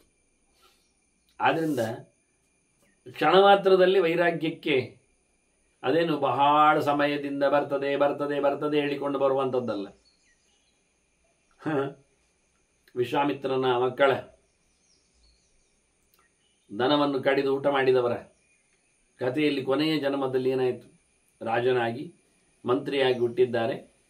ಇವರು ಬ್ರಾಹ್ಮಣನ ಮನೆಯಲ್ಲಿ ಕೂತವರು. ಅವರು ಹೊರಟಿದ್ದಾರೆ. ಪ್ರಸ್ಥಿತಾಹ ದೀರ್ಘಮಧ್ವಾನಂ ಯೂಯಂ ಕಿಮವಸೀದತ ಅಂತ ಇವರ ಹತ್ರ ಕೇಳಿ, ಅವರ ಅಪ್ಪನಿಗೆ ದುಡ್ಡು ಬರಲಿಕ್ಕೋಸ್ಕರ ಈ ಕಾಗದವನ್ನು ಕೊಡು ಅಂತ ಹೇಳಿ ಮಾತನ್ನು ತಿಳಿಸಿದ್ದಾರೆ. ಬ್ರಹ್ಮದತ್ತ ರಾಜ ಕೂತಿದ್ದಾನೆ, ಮಂತ್ರಿಗಳು ಆ ಪಕ್ಕದಲ್ಲಿದ್ದಾರೆ. ಈ ಮಾತು ಕೇಳಿದ ತಕ್ಷಣ ಅವನಿಗೆ ಎಚ್ಚರ ಆಯಿತು. ನಾವು ಇಲ್ಲಿಯವರಲ್ಲ, ನಾವು ಹಂಸಗಳಾಗಿದ್ದಾಗ ಅಲ್ಲಿ ನೋಡಿಬಿಟ್ಟೆವು ರಾಜನ ಮರ್ಜಿ, ಮಂತ್ರಿಗಳ ಆಟ ನೀರಿನಲ್ಲಿ. ಹಾಗಾಗಬೇಕು ಅಂತ ಯೋಚನೆ ಬಂತು. ಹಾಗೆ ಹುಟ್ಟಿ ಬಂದಿದ್ದೇವೆ. ಇದು ನಮ್ಮ ದಾರಿಯಲ್ಲ, ಇದು ನಾವಿರ್ಲಿಕ್ಕಲ್ಲ ಹೇಳಿ ಕೂಡಲೇ ಅಲ್ಲಿಂದ ಮೆರವಣಿಗೆಯಲ್ಲಿ ವಾಹನದಿಂದ ಕೆಳಗಿಳಿದು ಪೋಷಕಗಳು ಅನ್ನನೆ ಬಿಡಿ ಅಲ್ಲೇ ಕೆಳಗೆ ಹಾಕಿ ಸೊತ್ತುಗಳನ್ನು ಸಂದೇಶ ಕೊಟ್ಟವನಿಗೆ ಒಂದಿಷ್ಟು ದುಡ್ಡನ್ನು ಕೊಟ್ಟು ಹೊರಟೇ ಬಿಟ್ಟು ಋಷಭ ಚಕ್ರವರ್ತಿಯ ಕಥೆಗೆ ಅವನಾದ್ರೂ ದೇವರನ್ನು ತಿಳ್ಕೊಳ್ಳುವ. ಮಾಡಿದ ನಮೂನೆ ಹೇಗಿತ್ತು? ಜನ ಎಲ್ಲ ತಿಳ್ಕೊಂಡ್ರು ಇವನು ಹುಚ್ಚ ಆಗಿದೆ ಅಂತ. ಎಲ್ಲ ಥರದ ಅಭಿಭಾಷ್ಯ ಮಾಡೋಪಿ ಗೃಹೀತ ಮೌನವ್ರತಃ, ಯಾರಿಗೂ ಉತ್ತರ ಕೊಡ್ತಾ ಇಲ್ಲ. ಬಹಳ ಗಟ್ಟಿ ಮುಟ್ಟಿದ್ದಾನೆ, ಬಹಳ ಚಂದ ಕಾಣ್ತಾನೆ, ಏನು ಮುದಿತಾನೆ ಏನಲ್ಲ, ಯುವಕನಾಗಿ ಗಟ್ಟಿ ಮುಟ್ಟಿದ್ದಾನೆ. ಎಲ್ಲ ರಾಜದುರ್ಸುಗಳನ್ನು ಕೆಳಗೆಸೆದ, ಮೈ ಬತ್ತಲೆ ಆಗಿದೆ ಋಷಭನದ್ದು. ಸೀದಾ ಅರಮನೆ ತೊರೆದು ಹೋಗಿ ಬಿಟ್ಟ, ಅವಧೂತನಾಗಿ ನಿಂತ. ಯಾರತ್ರ ಏನು ಹೇಳೋದು, ಏನಂತ ತಿಳಿಯುದು? 100 ಮಕ್ಕಳನ್ನು ಪಡೆದಿದ್ದಾನೆ, ವೈಭವದ ರಾಜ್ಯ, ದೇವರೇ ಆಗಿದ್ದಾನೆ ಹೇಳಿದ್ಬಿಡಿ. ಹೀಗೆಲ್ಲ ತೋರಿಸಿಕೊಡುವ ರೀತಿ ಮನುಷ್ಯನಿಗೆ ಯಾವತ್ತು ಏನು ಬಂದರೂ ಕಾಯಲಿಕ್ಕಿಲ್ಲ, ಕೇಳಲಿಕ್ಕಿಲ್ಲ. ಇವನು ಹೇಳುತ್ತಾನೆ ಪಾಣಿಬಂಧಂ ಸ್ವಯಂಕೃತ್ವ, ತಾನೇ ಕೈ ಹಿಡದ, 7 ಹೆಜ್ಜೆ ನಡೆದ, ಅಷ್ಟು ಹೇಳಿ ಯಾವುದನ್ನು ಬಿಟ್ಟು ಹೋಗುವುದಿಲ್ಲ ಅಂತ ತಿಳಿಸಿಬಿಟ್ಟ. ಧರ್ಮವನ್ನೆಲ್ಲ ಒಟ್ಟು ಮಾಡ್ತೇನೆ, ಧರ್ಮೇನಾಚರಾಮಿ ಅಂತ ಹೇಳಿಕೊಂಡು ಈಗೇನಾಯಿತು? ಹೊರಟೋದ. ಮಕ್ಕಳನ್ನೆಲ್ಲ ಅಮ್ಮನ ತೆಕ್ಕೆಯಲ್ಲಿಟ್ಟ, ನಿನ್ನ ಜವಾಬ್ದಾರಿ ಅಂದ, ಸೀದಾ ಕಾಡಿ ಹೋಗ್ತಾನೆ. ಸನ್ಯಾಸ ತಗೊಳ್ತಾನೆ, ಅಗ್ನಿಯನ್ನು ತ್ಯಾಗ ಮಾಡುತ್ತಾನೆ, ಹೆಂಡತಿಯನ್ನು ಬಿಟ್ಟು ಬಿಡುತ್ತಾನೆ. ಬಿಡ್ಲಿಕ್ಕೆ ಬರ್ತದೆ, ಶಾಸ್ತ್ರ ಇದೆ, ಎಲ್ಲರನ್ನು ಯಾವತ್ತು ಏನು ಬಿಡಬಹುದು ಅಂತ. ಹಾಗಾದ್ರೆ ಹೆಣ್ಣು ಬಿಡ್ತಾಳ? ಇವನಿಗೆ ಕೇಳುದು, ಸ್ತ್ರೀಯೋ ನಾನಂತಿ ಯಾಪ್ಯತ, ಹೆಣ್ಣಿಗೆ ಹೋಗ್ಲಿಕ್ಕೆ ಆಗ್ತದೆ, ನನಗೆ ವೈರಾಗಿ ಬಂದು ನೀವೇ ಮಕ್ಕಳನ್ನು ನೋಡಿಕೊಳ್ಳಿ, ಯಾವುದಾದ್ರೂ ಹೆಣ್ಣು ಹೋಗ್ತದ? ಅವ ಕೇಳುದು, ಹೆಣ್ಣಿಗೆ ಹೋಗ್ಲಿಕ್ಕೆ ಬರ್ತದ, ವೈರಾಗ್ಯ ಬರಲಿಕ್ಕೆ ಉಂಟ? ಮಕ್ಕಳನ್ನು ಹೆಡತ ತಾಯಿ ಮಗುವನ್ನಲ್ಲಿ ಜಗಲಿಯಲ್ಲಿ ಇಟ್ಟು ಸೀದಾ ಹೋಗಿಬಿಟ್ರೆ ಕಥೆ ಏನಾಯ್ತು ಅಂತ. ಹಾಗೊಂದು ವೈರಾಗ್ಯ ಬರುವುದಾ ಕೇಳ್ತಾನೆ. ಅದೇನು ದಿಢೀರ ಸಂಕಟ ಬಂದಾಗಲ್ಲ ಅದು ಕತೆ. ಶಾಸ್ತ್ರದ ಚೌಕಟ್ಟಿನಿಂದ ಗಟ್ಟಿಯಾಗಿರ್ಬೇಕಲ್ಲ. ಅಂದ್ರೆ ಹೆಣ್ಣು ತಾನು ಮಕ್ಕಳನ್ನು ನೋಡಿಕೊಳ್ಳುತ್ತೇನೆ ಅನ್ನುವ ಗಟ್ಟಿತನದಲ್ಲಿ ಕೂತಿದ್ದಾಳೆ. ಆದ್ರಿಂದಲೇ ಕೆಲವು ಕಡೆಯಲ್ಲಿ ಸಹಗಮನ ಬಂದಿದೆ, ಕೆಲವು ಕಡೆಯಲ್ಲಿ ಸಹಗಮನ ಆಗಲಿಲ್ಲ. ಅಲ್ಲಿ ಆಯಿತು, ಪಾಂಡವಿನಲ್ಲಿ ಕುಂತಿ ಉಳಿದ್ಲು, ಮಾದ್ರಿ ಹೋದ್ಲು ಅಂತ. ಒಬ್ಬಳು ಹೋದ್ರೆ ಸಾಕಾಗತ್ತೆ ಅಂತ ಇಟ್ಕೊಳ್ಳುವ. ದಶರಥ ಹೋದಾಗ 3 ಜನ ಇದ್ರಲ್ಲ, ಕೌಸಲ್ಯ, ಕೈಕೇಯಿ, ಸುಮಿತ್ರೆ. ಕಾರಣನಾದವಳು ಕೈಕೇಯಿ ಇದ್ಲಲ್ಲ, ಹೋದ್ಲ ಸಹಗಮನ? ಅದು ಪ್ರಶ್ನೆ ಅಲ್ಲ. ಹೆಣ್ಣು ಮಕ್ಕಳನ್ನು ನೋಡಿಕೊಳ್ಳಿಕ್ಕೆ ಕೂತ್ಕೊಳ್ತಾರೆ. ಕೈಕೇಯಿಗೆ ಮತ್ತೊಂದು ಗಟ್ಟಿ ಆಸೆ ಇತ್ತು. ಒಂದು ಕಾರಣ ಆಯ್ತಲ್ಲ, ಒಂದು ಕೆಲಸ ಆಯ್ತಲ್ಲ, ರಾಮಕಾಡಿಗೆ ಹೋಗಿ ಆಯ್ತು. ಇನ್ನು ಭರತನಿಗೊಂದು ಬಟ್ಟ ಆಗಬೇಕಲ್ಲ, ಅದಕ್ಕೆ ಅವಳು ಕೂತಿದ್ದಾಳೆ. ಮಂತರೆ ರಾಜಮಾತೆ ನೀನು ಅಂತ ಆಗಬೇಕು ಅಂತ ಹೇಳಿಬಿಟ್ಟಿದ್ದಾಳೆ. ಇನ್ನು ಅವಳು ಮತ್ತೆ ಸಹಗಮನ ಮಾಡಿದರೆ ರಾಜಮಾತೆ ಆಗುವುದು ಇಲ್ಲಿ ಮತ್ತೆ.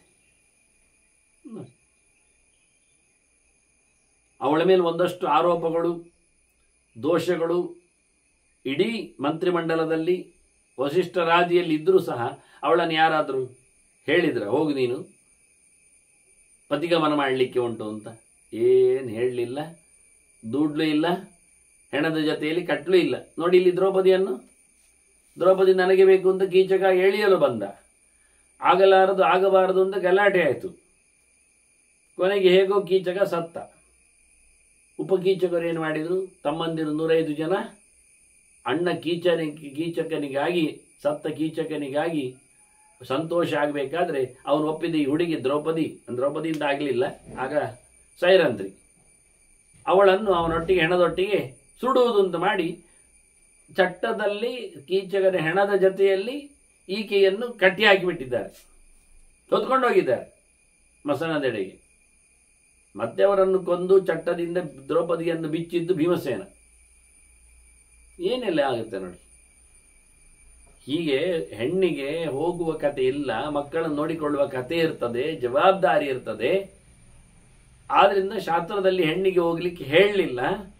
ಆದ್ರಿಂದ ಹೆಣ್ಣು ಎಲ್ಲಿಗ ತಪ್ಪಿನವಳಾಗ್ತಾಳೆ ಅಂತ ಯೋಚನೆ ಮಾಡ್ತಾನೆ. ಭರಣಾದ್ದಿ ಸ್ತ್ರೀಯೋ ಭರ್ತ ಪಾಲನಾದ್ದಿ ಪತಿಸ್ತತ ಗುಣಸ್ಯಾಸ್ಯ ನಿವೃತ್ತವು ತು ನವರ್ತ ನ ಪುನಃ ಪತಿ. ಹೊತ್ತುಕೊಂಡವನಾದ್ರಿಂದ, ಹೆಂಡತಿಯನ್ನು ನೋಡಿಕೊಂಡದ್ರಿಂದ ಅವನಿಗೆ ಭರ್ತ ಅಂತ ಹೆಸರು. ಇವಳು ಭಾರ್ಯೆ ಅಂದರೆ ಭರಣ ಯೋಗ್ಯಳು ಅಂತ, ನೋಡಿಕೊಳ್ಳಲು ಯೋಗ್ಯಳಾದವಳು. ಭರ್ತ ನೋಡಿಕೊಳ್ಳುವವನು ಗಂಡ, ಪಾಲನೆ ಮಾಡಿಕೊಂಡವನು ಗಂಡ, ಅವನು ಪತಿ. ಹೆಂಡತಿಯನ್ನು ನೋಡಿಕೊಂಡದ್ರಿಂದ ಭರ್ತೃ, ಹೆಂಡತಿಯನ್ನು ಪಾಲನೆ ಮಾಡಿದ್ರಿಂದ ಅವನು ಪತಿ. ಇದು ಎರಡು ಅವನಲ್ಲಿ ಗುಣ ಉಂಟು. ಯಾವಾಗ ಬಿಟ್ಟ ನಂತರ ಇಲ್ಲ. ಗುಣಸ್ಯಾಸೆ ನಿವೃತ್ತ ಅವತು ನ ಭಾರ್ಯ ನ ಪುನಃಪತಿ, ನ ಭರ್ತ ನ ಪುನಃಪತಿ. ಮತ್ತೆ ಅವನು ಹೆಂಡತಿಯನ್ನು ಬಿಟ್ಟ ನಂತರ ಅವನನ್ನು ಬರ್ತಾರಂತ ಇವನು ನಿನ್ನ ಗಂಡ ಯಾರು ಹೇಳ್ತಾರ, ಇವನು ನಿನ್ನ ಪತಿ ಅಂತ ಯಾರಾದ್ರೂ ಹೇಳ್ತಾರ? ಈಗ ನನ್ನನ್ನು ಭರಣೆ ಮಾಡುವುದಿಲ್ಲವ, ಈಗ ನನ್ನನ್ನು ಮಕ್ಕಳು ನೋಡಿಕೊಳ್ಳುವುದು, ಈಗ ನನ್ನನ್ನು ಅವನು ಪಾಲನೆ ಮಾಡುತ್ತಾ ಇಲ್ಲ, ಈಗ ನನ್ನನ್ನು ಮಕ್ಕಳು ನೋಡಿಕೊಳ್ತಾ ಇದ್ದಾರೆ, ನಾನೀಗ ತಾಯಿ ಮನೆಯಲ್ಲಿದ್ದೇನೆ ಎಲ್ಲ ಹೇಳ್ತಾಳೆ. ಇವ ಸನ್ಯಾಸ ತಗೊಂಡಿದ್ದಾನೆ, ಇವ ಬಿಟ್ಟು ಹೋಗಿದ್ದಾನೆ. ಮತ್ತೆ ಅವನು ಹೇಳ್ತಾನೆ ಇವಳು ನನ್ನ ಹೆಂಡತಿ ಹೇಳ್ತಾನವ, ಅವ ನೋಡಿಕೊಳ್ಳುವುದಿಲ್ಲ. ಹಾಗೆ ಒಬ್ಬ ಸನ್ಯಾಸಿ ಆದವನಿಗೆ ಹೆಂಡತಿ ಇಲ್ಲ, ಮಕ್ಕಳಿಲ್ಲ, ಅವನಿಗೆ ಪುನರ್ಜನ್ಮ ಇದ್ದಾಗೆ ಇವಳು ಸಹ ನಾನು ನಿನ್ನ ಹೆಂಡತಿ, ನಾನು ಗಂಡ, ನನ್ನ ನೋಡಿಕೊ ಅದೆಲ್ಲ ಇಲ್ಲ ಇಲ್ಲ. ಆದ್ರಿಂದ ಬಹಳ ಚೆನ್ನಾಗಿ ಅಂದ್ರೆ ಏನಾಯ್ತು, ಇದು ಒಂದು ಮಹಾಭಾರತ, ಚಿರಕಾರ್ಯ ಚಿಂತನೆ, ಭೀಷ್ಮರ ಉಪದೇಶ, ಧರ್ಮರಾಜನ ಶ್ರವಣ. ಇಲ್ಲಿ ಒಂದು ಸ್ಪಷ್ಟ ಆಗತ್ತೆ ಎಂದು ಕೇಳಿದರೆ, ಎಲ್ಲವನ್ನೂ ತೊರೆದು ಹೋದವನು, ಹೆಂಡತಿ ಮಕ್ಕಳನ್ನು ಬಿಟ್ಟು ಹೋಗಿ ಸನ್ಯಾಸ ಪಡೆದವನು, ಬಿಟ್ಟು ಹೋಗುವನು ಗೊತ್ತಿದ್ದು ಗೊತ್ತಿಲ್ಲದೆ ಸನ್ಯಾಸ ಪಡೆದವನು, ಮತ್ತೆ ನನ್ನ ಪೂರ್ವಾಶ್ರಮ ಹೆಂಡತಿ, ನನ್ನ ಪೂರ್ವಾಶ್ರಮ ಮಗ, ಮತ್ತೆ ಅವರಿಗೆ ಏನಾದರೂ ಒಂದು ನಾನು ಸಾಯುವವರೆಗೆ ನಮ್ಮ ಮಠದಿಂದ ಏನಾದರೂ ಕೊಡಬೇಕು, ಪೀಠದಿಂದ ಏನಾದರೂ ಸಂದಾಯ ಆಗಬೇಕು. ಇಲ್ಲಿಲ್ಲ, ಭರ್ತೃತ್ವ ಇಲ್ಲ, ಪತಿತನ ಇಲ್ಲ ಹೇಳಿದಲ್ಲ. ಅವನು ನನ್ನ ಪತಿ ಅಲ್ಲ, ಅವನು ನನ್ನ ಭರ್ತರ ಅಲ್ಲ, ಇವಳು ಹೇಳುವುದಿಲ್ಲ, ಅವನು ಹೇಳಬಾರ್ದು. ಒಂದೊಮ್ಮೆ ಸಾಯುವವರೆಗೆ ಅವರಿಗೆ ನಾನು ಕೊಡ್ತೇನೆ ಹೇಳಿದರೆ ಮತ್ತೆ ಭಾರಿ ಭರ್ತೃತ್ವ ಉಳಿದು ಹೋಯ್ತಾಗೆ ಆಯಿತು. ಅದು ಚೆನ್ನಾಗಿಲ್ಲ, ಅದು ಸಮ ಅಲ್ಲ, ಅದು ಧರ್ಮ ಅಂತ ಅದನ್ನು ಉಪಯೋಗಿಸಿಕೊಳ್ಳುವಾಗಿಲ್ಲ. ಈಗ ಬಹಳ ಸುಂದರವಾಗಿ ಈ ಗೆರೆಗಳೆಲ್ಲ ಅನೇಕ ಧರ್ಮದ ಚೌಕಟ್ಟುಗಳನ್ನು ಗಟ್ಟಿ ಮಾಡುತ್ತವೆ, ತೋರಿಸಿಕೊಡ್ತವೆ.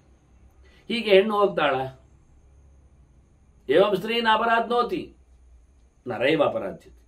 ಹಾಗಾಗಿ ನಾನು ಒಟ್ಟಿಗೆ ಇರ್ತೇನೆ, ಧರ್ಮ ಮಾಡುತ್ತೇನೆ ಅಂತ ಹೇಳಿದವ, ಕೈ ಹಿಡಿದವ, ಕೈ ಕೊಡುವುದು ಯಾಕೆ? ಮಕ್ಕಳು ನೋಡಿಕೊಳ್ತಾರೆ ಎಂದು ಬಿಟ್ಟೋದದ್ದೇನವ? ನಾನು ನೋಡಿಕೊಳ್ತೇನೆ ಹೇಳಿದವಲ್ಲ.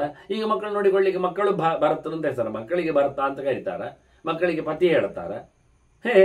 ಪಾಲನೆ ಮಾಡೋದ್ರಿಂದ ಪತಿಯಾದವ, ಭರಣೆ ಮಾಡಿದ್ರಿಂದ ಭರ್ತರಾದವ, ಮಕ್ಕಳು ಭರಣೆ ಮಾಡ್ತಾರೆ, ಪಾಲನೆ ಮಾಡ್ತಾರೆ, ಅವಳು ಭರ್ತರು ಪತಿ ಅಂತ ಕರೆಯುವುದ? ನಾಚಿಕೆ ವಿಷಯ ಅದು, ಆಗುವುದಿಲ್ಲ. ಆದ್ರಿಂದ ತಪ್ಪು ಯಾರದ್ದು? ಇವು ಹೇಳು ಚಿರಕಾರಿಕ. ಯಾರದು ತಪ್ಪು? ಹೆಣ್ಣು ತಪ್ಪು ಮಾಡಲಿಕ್ಕೆ ಆಗುವುದಿಲ್ಲ. ಗಂಡು ವಿದ್ಯೆ ತಪ್ಪು. ವಿಚ್ಚರಂಶ ಮಹಾದೋಷಂ ನರೇವ ಅಪರಾಧ. ಬಿಟ್ಟು ಹೋಗುವುದರಿಂದ ದೊಡ್ಡ ಅಪರಾಧ ಅದು ಗಂಡಿನದ್ದೇ ಆಗ್ತದೆ. ಯಾಕೆಂದರೆ ಸ್ತ್ರೀಯ ಹಿ ಪರಮೋ ಭರ್ತ ದೈವತಂ ಪರಮಂ ಶ್ರುತಂ. ಹೆಣ್ಣಿಗೆ ಗಂಡನೇ ದೊಡ್ಡ ದೇವರು, ಅವನಿಗಿಂತ ದೊಡ್ಡ ಸಂಗತಿಯೇ ಇಲ್ಲ. ಅವನಲ್ಲಿ ಭಗವಂತ ಇದ್ದಾನೆ ಹೇಳಿಕೊಂಡು ಬಹಳಷ್ಟು ವಿಶೇಷವಾದಂತಹ ಪ್ರೀತಿಯಿಂದ ಸೇವೆ ಮಾಡ್ತಾಳು. ಅದಕ್ಕೋಸ್ಕರ ತನ್ನನ್ನೇ ಅವನಿಗೆ ಕೊಟ್ಟು ಬಿಡ್ತಾಳೆ. ತಸ್ಯಾತ್ಮನಾತು ಸದೃಶಂ ಆತ್ಮಾನಂ ಪರಮಂ ದದೌ. ಹೀಗೆ ತನ್ನ ಸರ್ವಸ್ವವನ್ನು ಸಮರ್ಪಿಸಿಕೊಳ್ಳುವವಳು. ಇಲ್ಲಿ ಆದದ್ದು ಹಾಗೆ. ಇಲ್ಲಿ ಗೌತಮರ ವೇಷದಲ್ಲಿ ಇಂದ್ರ ಬಂದ, ತನ್ನ ಪತಿ ಅಂತ ಅವಳು ತಿಳ್ಕೊಂಡು ಪತಿಗೆ ಸರ್ವಸ್ವವನ್ನು ಕೊಡಬೇಕಾದ್ದು ತನ್ನ ಧರ್ಮ ಅಂತ ಹೇಳಿಕೊಂಡು ತನ್ನನ್ನೇ ಕೊಟ್ಟು ಬಿಟ್ಲು. ಇದರಲ್ಲಿ ಯಾರ ತಪ್ಪಾಯಿತು? ಅಹಲ್ಯೆ ತಪ್ಪಾಯ್ತಾ? ಗೌತಮರ ವೇಷದಲ್ಲಿ ಬಂದ ಇಂದ್ರನಿಗೆ ಅಹಲ್ಯೆ ತನ್ನನ್ನು ಸಮರ್ಪಿಸಿಕೊಂಡದ್ದರಿಂದ ಇಲ್ಲಿ ಯಾರ ತಪ್ಪು? ಏನು ಹೇಳುವ? ನೀವು ಯೋಚನೆ ಮಾಡಿದೀವ. ತಸ್ ಆತ್ಮನಾಥ ಸದೃಶಂ ಆತ್ಮಾನಂ ಪರಮಂ ದದೌ. ತನ್ನ ಗಂಡನಾಗಿ, ತನ್ನ ಗಂಡ ಪರಮ ದೈವತ, ತನಗೆ ಗಂಡನಾಗಿ ಕಂಡೆ, ಗಂಡನಾಗಿ ಕಂಡ ಅಂದರೆ ಗಂಡನಾಗಿ ಕಂಡಾಯ್ತು, ಆತ್ಮನ ಸದೃಶಮ್ಮೆ. ಆದ್ದರಿಂದ ಕೊಟ್ಲು. ಅದನ್ನು ಸರ್ವಕಾರ್ಯಾಪರಾಧ್ಯತ್ವಾತ್, ಎಲ್ಲ ಕೆಲಸದಲ್ಲಿ ಇವಳು ಆಧ್ಯ ಅಂದರೆ ಆಸಮಂತಾತ್, ಧಾರಣಯೋಗ್ಯ ಅಂತ ಅರ್ಥ. ಎಲ್ಲ ಕಡೆಯಿಂದಲೂ ನೋಡಿಕೊಳ್ಳಬೇಕಾದ್ದು ಹೆಂಡತಿಯನ್ನು, ಹೆಣ್ಣನ್ನು, ಗಂಡನಾದವ, ಗಂಡಸು ಆದವ. ಅವಳಿಗೆ ಸ್ವಾತಂತ್ರ್ಯ ಇಲ್ಲ ಯಾವ ವಿಷಯದಲ್ಲಿ. ಅವಳು ಗಂಡನನ್ನೇ ಸರ್ವಸ್ವ ನಂಬಿದ್ರಿಂದ ಗೌತಮರಂತೆ ಕಂಡಿದೆ, ಗೌತಮರು ಅಂತೇಳಿ ತನ್ನನ್ನು ತಾನು ಸಮರ್ಪಿಸಿಕೊಂಡಿದ್ದಾಳೆ. ಹೀಗಾಗಿ ನಾಪರಾಧ್ಯ ಚಾಂಗನ, ಹೆಣ್ಣಿಗಳಿಗೆ ಅಪರಾಧವನ್ನು ಹೇಳಲಿಕ್ಕೆ ಬರುವುದಿಲ್ಲ. ಇಲ್ಲ ಮತ್ತೆ ಅವರು ಅವನನ್ನು ಪಡೆಯುವುದು, ಮಲಗುವುದು, ಸಂಭ್ರಮಿಸುವುದು, ಸಂತೋಷ ಪಡುವುದು, ಇದೆಲ್ಲ ಅಂದರೆ ನೋಡಿ, ಹೆಣ್ಣಿಗೆ ಋತುಮತಿ ಆದ ನಂತರ, ತಾನು ಋತುಮತಿ ಅಂದರೆ ಋತು ಅಂದರೆ ಮಾಸಿಕವಾದ ಕತೆ, ಅವಳು ರಜಸ್ವಲೆ ಆದ ನಂತರ ಮಿಂದ ಬಳಿಕ ಅವಳು ಯಾವತ್ತು ಅವಳು ತನ್ನ ಹೆಣ್ಣುತನಕ್ಕಾಗಿ ಸಂತೋಷವನ್ನು ಪಡೆದು ಶುದ್ಧವಾದ ಮಕ್ಕಳನ್ನು ಕೊಡಲಿಕ್ಕೆ ಅವಳು ಸಿದ್ಧಳಾಗಬೇಕು. ಅದು ಒಳ್ಳೆಯ ದಿನಗಳು, ದೋಷ ಇಲ್ಲದ ಕಥೆಗಳು, ಹೀಗೆಲ್ಲ ಷೋಡಶರ್ತೂ ಇದು ಹಿಂದೆ ಬಂದಿದೆ, ಭಾರತವೇ ಹೇಳುತ್ತದೆ. 16 ದಿನದವರೆಗೆ ಹೆಣ್ಣಿಗೆ ಮಕ್ಕಳನ್ನು ಪಡೆಯುವ ಭಾಗ್ಯ ಇರುತ್ತದೆ, ಧಾರಣೆ ಮಾಡುವ ಯೋಗ್ಯತೆ ಇರ್ತದೆ.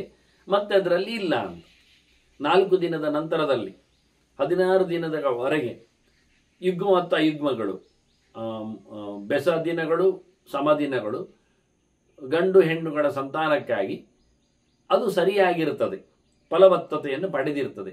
ಮತ್ತೆ ಅದು ದೃಢವಾಗಿರುವುದಿಲ್ಲ, ಅದರಿಂದ ಪ್ರಯೋಜನ ಇಲ್ಲ.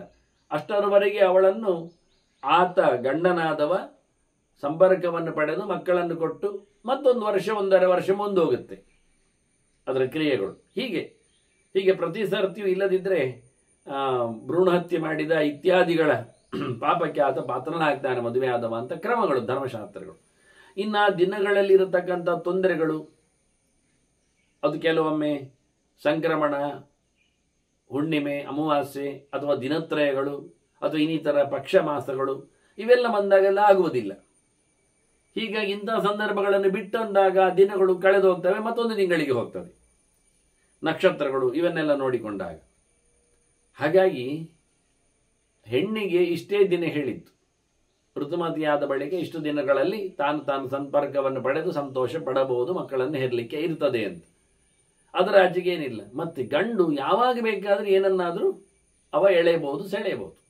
ಎಷ್ಟನ್ನೋಗ್ತೋದ ನಿರ್ದೇಶ ತ್ರಿಯ ಮೈಥುನ ಬರುತ್ತೆ. ಅವಳಿಗೆ ಹೇಳದ ದಿನಗಳಲ್ಲಿ ಆಗತಕ್ಕಂಥ ಕೆಲಸ ಇದ್ದರೆ ಅದು ಗಂಡಿಗೆ ಸಂಬಂಧಪಟ್ಟದ್ದು, ಹೆಣ್ಣಿನದಲ್ಲ. ಯಸ್ಯ ಸ್ಮಾರಯತೋ ವ್ಯಕ್ತಂ ಅಧರ್ಮ. ಅದನ್ನು ನಾವು ನೋಡಿಕೊಂಡು ಹೋದರೆ ಕರೆದವನದ್ದೇ ತಪ್ಪು ಹೊರತು ಹುಡುಗಿಯ ತಪ್ಪ. ಅವಳು ತಾನು ಋತುಮತಿಯಾದ ಬಳಿಕ ಮಿಂದ ಬಳಿಕ ತಾನು ಗಂಡನ ಬಳಿಗೆ ಹೋಗಬೇಕಾದ್ದು ಅವಳ ನಿಯಮ, ಇಷ್ಟು ದಿನಗಳಲ್ಲಿ. ಅದರ ಆಚೆಗಲ್ಲ, ಅದರ ಈಚೆಗಲ್ಲ. ಆದರೆ ಗಂಡು ಯಾವಾಗ ಬೇಕಾದರೂ ಹೆಣ್ಣನ್ನು ತನ್ನ ಹೆಂಡತಿಯನ್ನು ಕರೀಲಿಕ್ಕೆ ಬರ್ತದೆ.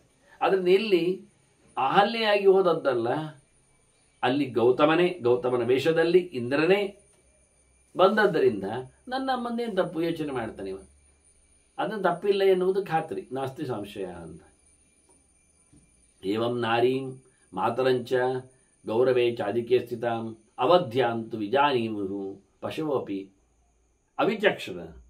ಹೀಗಾಗಿ ಹೆಣ್ಣನ್ನು ಯಾವತ್ತೂ ಸಹ ತಾಯಿಯಾದವಳನ್ನು ತಪ್ಪುಗಾರಳು ಅಲ್ಲ ಅಂತ ಹೇಳಿಕೊಂಡು ಸಾಮಾನ್ಯವಾಗಿ ಓದಿಕೊಳ್ಳದವನು, ಪ್ರಾಣಿಯಂತವನು, ಅತಿ ದಡ್ಡನೂ ತಿಳ್ಕೊಳ್ತಾನೆ. ಮತ್ತೆಂತ, ನಾನೀಗ ಚಿಂತನೆ ಮಾಡಿದವ, ಪ್ರಮಾಣಗಳನ್ನು ಯೋಚನೆ ಮಾಡುವವ, ನಾನದನ್ನು ತೀರ್ಮಾನ ಮಾಡೋ ತಪ್ಪಾಗ್ತದ ಅಂತ. ನಿಜವಾಗಿ ತಂದೆಯಲ್ಲಿ ಎಲ್ಲ ದೇವತೆಗಳು ಇದ್ದಾರೆ ಎನ್ನುವುದು ಒಪ್ಪದೇನೆ. ದೇವತಾನಾಂ ಸಮಾವಾಯಂ ಏಕಸ್ತಂಭಿತರಂ ವಿದುಹು ಎನ್ನುವ ಸಮವೇ. ಸರ್ವದೇವತೆಗಳ ತಾಣ ಅಪ್ಪ. ನಾನು ಕಳೆದ ಬಾರಿ ಹೇಳಿದ್ದೇನೆ, ಅದು ಅಪ್ಪ ಎನ್ನುವ ಶಬ್ದದಲ್ಲಿ ಅದು ಬರ್ತದೆ ಅಂತ. ಸುತ್ತಮುತ್ತಲಿನವರೆಲ್ಲ ಸೇರಿಕೊಳ್ಳುತ್ತಾರೆ, ಎಲ್ಲ ದೇವತೆಗಳು ತಂದೆಯಲ್ಲಿದ್ದಾರೆ. ಆದರೆ ತಾಯಿಯ ಮೇಲೂ ಸಹ ದೇವತೆಗಳ ಅಧಿಷ್ಠಾನ ಇದೆ, ಮನುಷ್ಯರ ಭಾವನೆಗಳಿವೆ. ಮರ್ತ್ಯಾನ ದೇವತಾನಂಚ ಸ್ನೇಹಾದ ಅಧ್ಯೇತಿ ಮಾತರು. ಹೀಗಾಗಿ ಅಮ್ಮ ಇನ್ನು ಮೇಲಕ್ಕೆ ಹೋಗ್ತಾಳೆ, ಅವಳಲ್ಲಿ ಎಲ್ಲ ದೇವತೆಗಳ ಸನ್ನಿಧಾನ, ತತ್ವಾಭಿಮಾನಿಗಳು ಬರುವಂಥದ್ದು, 2 ದೇಹ ಒಟ್ಟಾಗುವ ಕತೆ ಗರ್ಭದಲ್ಲಿ.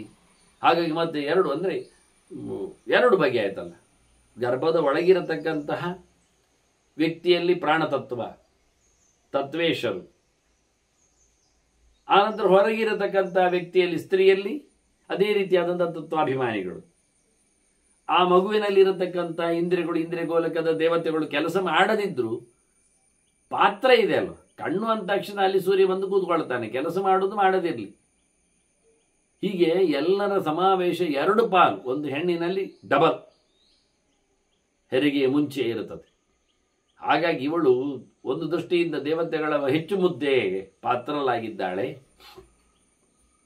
2 ಪ್ರಾಣ ಒಟ್ಟಾಗಿದೆ. ಆ ದೃಷ್ಟಿಯಿಂದ ಸಹಜವಾಗಿ ಲೋಕಕ್ಕೆ ಬರುವಂತೆ ಅಲ್ಲ, 100 ಪ್ರಾಣಿಗಳು, ಕ್ರಿಮಿಕೀಟಗಳು ಹೊಟ್ಟೆಯೊಳಗಿದೆ, ಅದು ವಿಷಯ ಅಲ್ಲ. ಇದು ಗರ್ಭದಲ್ಲಿ ಮುಂದಿನ ಬೆಳವಣಿಗೆಗಾಗಿ ಬಹಳ ದೊಡ್ಡ ಸಂಗತಿ ಎನಿಸಿಕೊಳ್ಳುವಂತೆ. ಮನುಷ್ಯನ ದೇಹ ಎನ್ನುವುದು ಭಾರಿ ದೊಡ್ಡದಾಗಿರತಕ್ಕಂತಹ ಸೃಷ್ಟಿಯಲ್ಲಿ ಒಂದು ಅದ್ಭುತವಾದ ಸಂಗತಿ. ಇತರ ಪ್ರಾಣಿಗಳ ಮರಗಿಡಗಳ ಕ್ರಿಮಿಕೀಟಗಳ ದೇಹಗಳಿಗಿಂತ ವಿಲಕ್ಷಣವಾದ ಸರ್ವತ್ರವಾದ ಅಂದರೆ ಆಲ್ ಫೆಸಿಲಿಟೀಸ್ ಅಂತೇವಲ್ಲ ಹಾಗೆ ಎಲ್ಲ ಬಗೆಯ ಸಾಮರ್ಥ್ಯಗಳನ್ನು ಒಳಗೊಂಡ ದೇಹ ಮನುಷ್ಯನ ದೇಹ. ಅಂಥದ್ದು ಇವಳೊಳಗೆ ಇನ್ನೊಂದು ಸೇರಿಕೊಂಡಿದೆ. ಹಾಗಾಗಿ ದೇವತೆಗಳಿಗೆಲ್ಲ ಭಾರಿ ಸಂಭ್ರಮ. ಸಾಕವನ್ನ ಮದಾಮಹೇ ಅಂತ ಹೇಳಿಕೊಂಡು ಇಲ್ಲಿ ತುಂಬ ಕೆಲಸ ಮಾಡಲಿಕ್ಕೆ ಬರ್ತದೆ ಅಂತ, ಇಲ್ಲಿ ದೇವರ ಸೇವೆ ದೊಡ್ಡದು ಮಾಡಲಿಕ್ಕೆ ಆಗ್ತದೆ ಅಂತ. ಅಗ್ನಿ ಕ್ರಿಮಿಕೀಟಗಳ ಪ್ರಾಣಿ ಪ್ರಪಂಚದ ಬಾಯಿಯಲ್ಲೂ ಇದ್ದಾನೆ. ಅಂದ ತಕ್ಷಣ ಮಾತಾಡ್ತಾನ ಅಲ್ಲಿ. ವೇದ ಶ್ರುತಿ ಸ್ತುತಿ ಎಲ್ಲ ಬರ್ತದ. ಅವುಗಳು ನೆನಪಿಸಿಕೊಳ್ಳುವುದಿಲ್ಲ ಅಲ್ಲ, ಹೇಳಲಿಕ್ಕೆ ಆಗ್ತದ? ಅದನ್ನ ಮನುಷ್ಯನ ನಾಲಿಗೆಯಲ್ಲಿ ಅಗ್ನಿ ಕೂತಾಗ ಎಷ್ಟು ಕೆಲಸ ಆಗುವುದಿಲ್ಲ. ಹಾಗಾಗಿ ದೇವರ ಸ್ತೋತ್ರ ಜಪ ಅನುಷ್ಠಾನ ಎಲ್ಲ ಮಾಡಿದಾಗ ಅವನಿಗೆಲ್ಲರದ ಪ್ಲಸ್, ಅವನಿಗೆ ಅದರದ್ದು ಲಾಭ ಉಂಟು, ಅವನದರಲ್ಲಿ ಸೇರಿಕೊಂಡದ್ದರಿಂದ. ಹೀಗಾಗಿ ಹೆಣ್ಣು ಮಗುವಿನ ತಾಯಿ ಅವಳು ಮನುಷ್ಯ ಲೋಕದಲ್ಲಿ ಹೆಚ್ಚು ಅನಿಸ್ತದೆ ಅಂತ. ಹೀಗೆ ಬಹಳ ಹೊತ್ತಾಯ್ತು ಅವನು ಯೋಚನೆ ಮಾಡ್ತಾ. ದೀರ್ಘ ಕಾಲ ವ್ಯತಿಕ್ರಾಂತ, ಸುಮಾರು ಹೊತ್ತು ಅದು ಇದು ಇದು ಅದು ಅಂತ ಹೇಳಿಕೊಂಡು ಯೋಚನೆ ಮಾಡ್ತಾ ಯಾವುದಕ್ಕೆ ಪ್ರಮಾಣ ಇದೆ, ಯಾವುದು ದೃಢ ಆಗ್ತದೆ, ಯಾವುದು ಗಟ್ಟಿ, ಯಾವುದು ಅಲ್ಲ, ಹೇಗೇನು ಅಂತ ಯೋಚನೆ ಮಾಡ್ತಾ ಕೂತಾಗ ಅವನದ್ದು ಸುಮಾರು ಹೊತ್ತು ಕಳೀತು. ತಥೋಸ್ಯಾಭ್ಯಾಗಮತ್ ಪಿತಾ ಅಪವಂದ ಅಲ್ಲಿಗೆ. ಅವ ಯೋಚನೆ ಮಾಡ್ತಾ ಸುಮ್ಮನೆ ಇರಲಿಲ್ಲ. ಕೈಯಲ್ಲಿ ಆಯುಧ ಇಟ್ಕೊಂಡಿದ್ದಾನೆ, ಕತ್ತಿ ಇಟ್ಕೊಂಡಿದ್ದಾನೆ, ಯೋಚನೆ ಮಾಡ್ತಾ ಇದ್ದಾನೆ. ಕಡಿಲ ಬೇಡವಾ ಹೇಳಿದ್ದಾನೆ, ಹಾಗೆ ಅದು ಇದು ಅಂತ. ಈಗ ಅಪ್ಪ ಬಂದುಬಿಟ್ಟ ಅಲ್ಲಿಗೆ. ಯೋಚನೆ ಮಾಡ್ತಾ ಬರ್ತಾ ಇದ್ದಾನೆ. ಅಪ್ಪ ಹೋದವ ಕಾಡಿಗೆ ಹೋಗಿದ್ದ, ನಾವು ನೋಡಿದ್ದೆವು ಹೇಳಿ. ಮೇಧಾತಿಥಿ ಮಹಾಪ್ರಾಜ್ಞ ಗೌತಮ ತಪಸ್ಸಿ ಸ್ಥಿತ. ಕಾಡಿಗೆ ತಪಸ್ಸಿನಲ್ಲಿ ಕೂತವ ಮೇಧಾತಿಥಿ, ಅವನು ಗೌತಮ ಚಿಂತನೆ ಮಾಡ್ತಾ ಇದ್ದಾನೆ, ಯೋಚನೆಗೆ ಕೂತಿದ್ದಾನೆ. ತಪಸ್ಸಿನಲ್ಲಿ ಭಗವಂತನ ಎಚ್ಚರಕ್ಕಾಗಿ ಕೂತವನಿಗೆ ತಲೆಯೊಳಗೆ ಇದೇ ಘಟನೆ ಗೊರಿತಾ ಇತ್ತು. ವಿಮೃಶ್ಯತೇನ ಕಾಲೇನ ಪತ್ನ್ಯಾ ಸಂಸ್ಥಾ ವ್ಯತಿಕ್ರಮಂ. ಅವನು ಯೋಚನೆ ಮಾಡ್ತಾ ಇದ್ದಾನೆ, ನನ್ನ ಹೆಂಡತಿ ಸತ್ತಲ, ಅವಳು ಏನಾಯ್ತು, ಅವಳು ಸಾಯದೆ ಉಳಿದಿದ್ದರೆ ಇಲ್ಲದಿತ್ತಲ್ಲ. ಯೋಚನೆ ಮಾಡ್ತಾನೆ, ವಿಮರ್ಶೆ ಮಾಡ್ತಾನೆ.